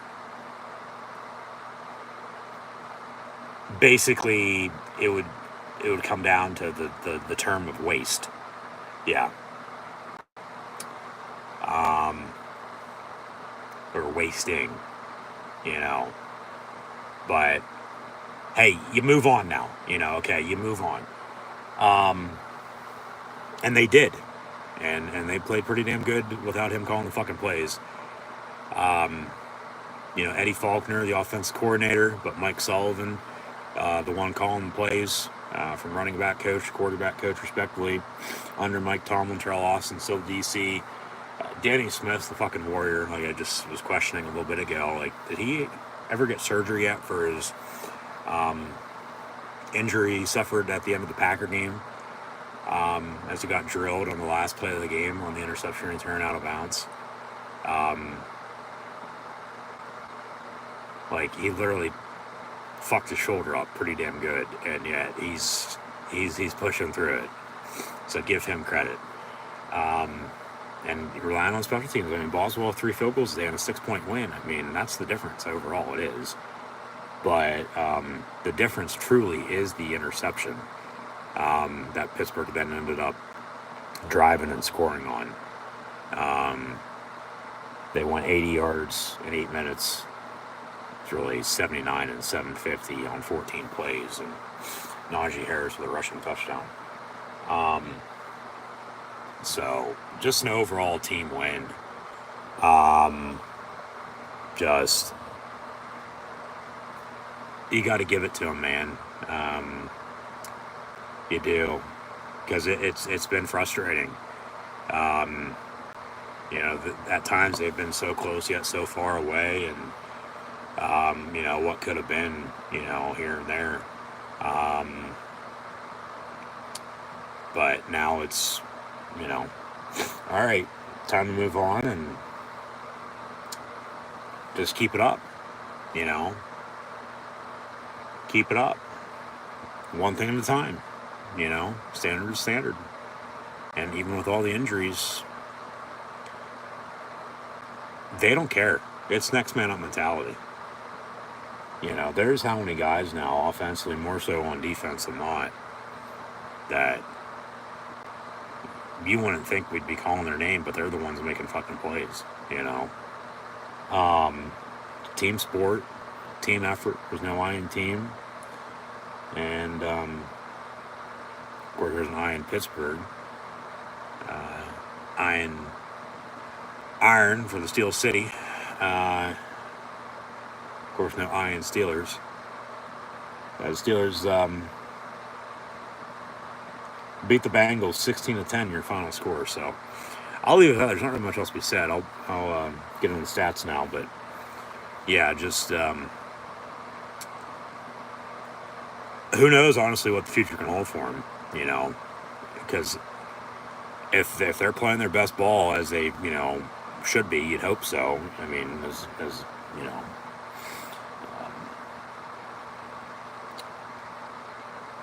time of the season we're in, going to be entering December here, you look at it, you're hoping to play your best football down the stretch.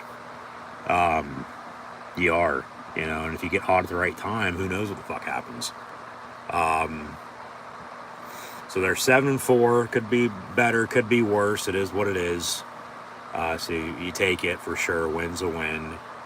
But, just looking ahead, they got the Cardinals coming up, and then we'll get into the rest of the schedule later, as I've already gone over anyway. But they're once again in a good spot.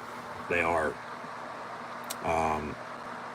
So if they can just one thing at a time, keep building, they're going to be perfectly fine. They're going to still be in the thick of it at the end of the season. And there's going to be a lot of fucking people that aren't Steeler fans that are going to be pissed off. But cry me a fucking river. Yeah. So Kenny Pickett, 24-33, 278 today. Totally as a team, they had 33 carries for 153 yards rushing and a touchdown. That was to Najee Harris, who came up 1 yard short of 100 yards today. 15 carries, 99 yards in the score. Jalen Warren, 13-49. Pat Freiermuth led the team in receiving. 9 catches, 120 yards. Pickens, 3-58. Deontay Johnson, 4-50. Jalen Warren had 3 catches, 13 yards. A-Rob, 1 of 11. Connor Hayward and Darnell Washington also had 11 yards receiving. Calvin Austin, third, 1 of 5. So, as the offense...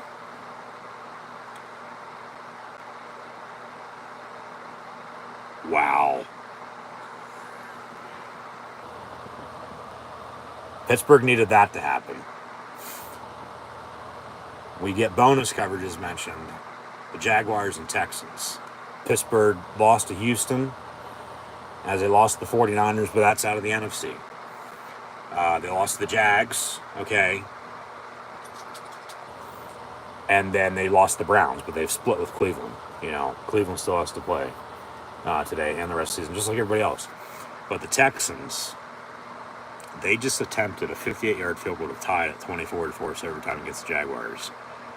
And they missed it by doinking it off the bottom crossbar. And it bounced back. No good. So the Jags are going to win 24-21. Jacksonville gets to 8-3.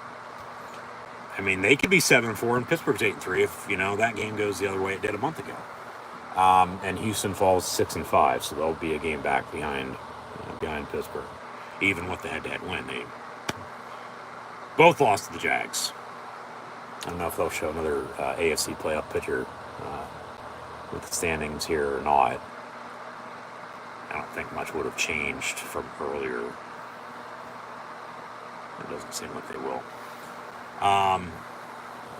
But yeah, Pittsburgh's still in a good spot. They just got to take care of business. They can't let this slip, because it's been momentum all season long. As soon as they get it, it's gone. They can't keep it on their side. So if they can figure out, how to keep it and play the way they're playing and finding ways to win, it's going to be even better, you would think, right? Yeah. So, yeah, Pickett was 24-33, as mentioned, for 278. Najee Harris, 15 carries, 99 yards, and a touchdown. Jalen Warren, 13 carries, 49 yards rushing. There's balance in the carries there. There's balance on offense. I mean, they're not,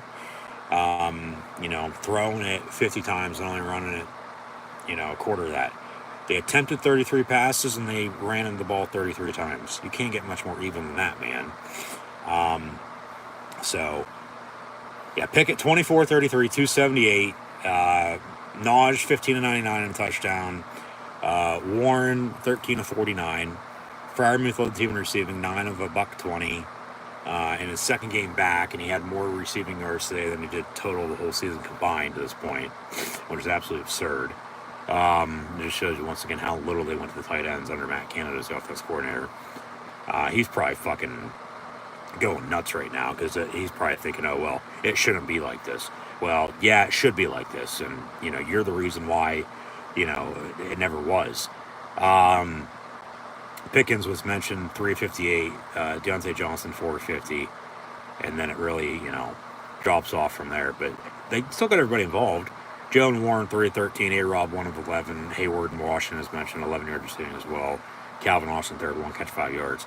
Warren had the fumble. They very well could have scored a touchdown on the play before it. Doesn't fumble. They could have, kicked the field goal down the next play. So they left, 7 points off the board and a 6-point win. Difference, I mean, they got the interception. They drove and scored and went up 10-7, 13-7, and then, kicked another field goal, 16-7, but then the Bengals kicked the field goal themselves, 16-10. They don't get the onside kick. Steelers knee it out from their games over, 16-10 your final score. So really the interception by Pittsburgh's defense and the offense driving and scoring ended up being the difference in this game. But credit to the defense. They made stops and also relying on special teams. Boswell 3 on field goals. 1 from 41, 1 from 34, and 1 from 33 once again. And the defense had 4 sacks, going backwards again here, and then they're able to run the ball on offense. So, damn good Steeler win. 16-10 over the Bengals. As Browning was in his first start, 19 of 26, 227 and a touchdown, interception, sacked 4 times. They had no running game. That's probably what did them in. So another difference in this game was Pittsburgh able to run the football. The Bengals not so much. The interception then went for a touchdown, and then Pittsburgh on special teams. Boswell threw on field goals. Mixon only had 8 carries, 16 yards. Browning 3 of 9, and then Jamar Chase 4 of 81. Mixon 2 of 44. Trenton Irwin had a catch for 25 yards. Boyd 3 of 23 against his hometown team. Hudson had 4 catches, 18 yards. And then some total team stats, because Pittsburgh controlled the clock too all game. You control the line of scrimmage, you control the clock, you control the game, you win, regardless of what happens. They had 22 first downs compared to the Bengals 10. They're 8 of 17 on third down, which is about 50%. They ran, Jesus Christ, like 25 more total plays than the Bengals did. Had not 200, but 199 more total yards than the Bengals did. They had 268 passing and 153 rushing compared to Cincy's 197 and 25, respectively, for a total of 421 to 222 in total yards. 10 total penalties for about 85, 90 yards or so. 2 total turnovers. Bengals didn't capitalize off Steelers' turnover, though, with the fumble. Steelers capitalized with the interception with a touchdown and in a 6-point win. I mean, that is the difference, even though it didn't, end up working out that way. They still kicked a couple field goals after the fact and then, held on to win. But they were able to run the football as well. And, with the running game, the defense playing the way they did, and, Boswell kicking the 3 field goals he did by also controlling the clock by 15 fucking minutes, 37-17 to 22-43. Yeah, the Steelers with a 16-10 win over the Cincinnati Bengals today. So we'll see if they can continue to, put it all together and just keep finding ways to win, because that's the name of the game in the NFL. Winning. You play to win the game, because that's all anybody ever remembers. So 16-10 your final score, and they get to 7-4. And they'll host the Cardinals next week at 1 o'clock. So be sure to tune back in live here on YouTube for those live watch-along reactions then. But in the meantime, I guess that'll do it for myself for hosting Encyclopedia Sports, Coy and Luke 96 live here on YouTube. So, yeah, thanks for tuning in and listening. And I'll see everybody when I see you, as today. On the road again for the second consecutive week. They went in Ohio in the division again. Lost the Browns on a game-winning field goal, 13-10. Average, what they're averaging in total points today in 16. And go to the Bengals and win 16-10 over Cincy. So, yeah. Who they gonna think they beat them Bengals? Oh, that's right. The black and gold Pittsburgh Steelers, 16-10. Once again, your final score.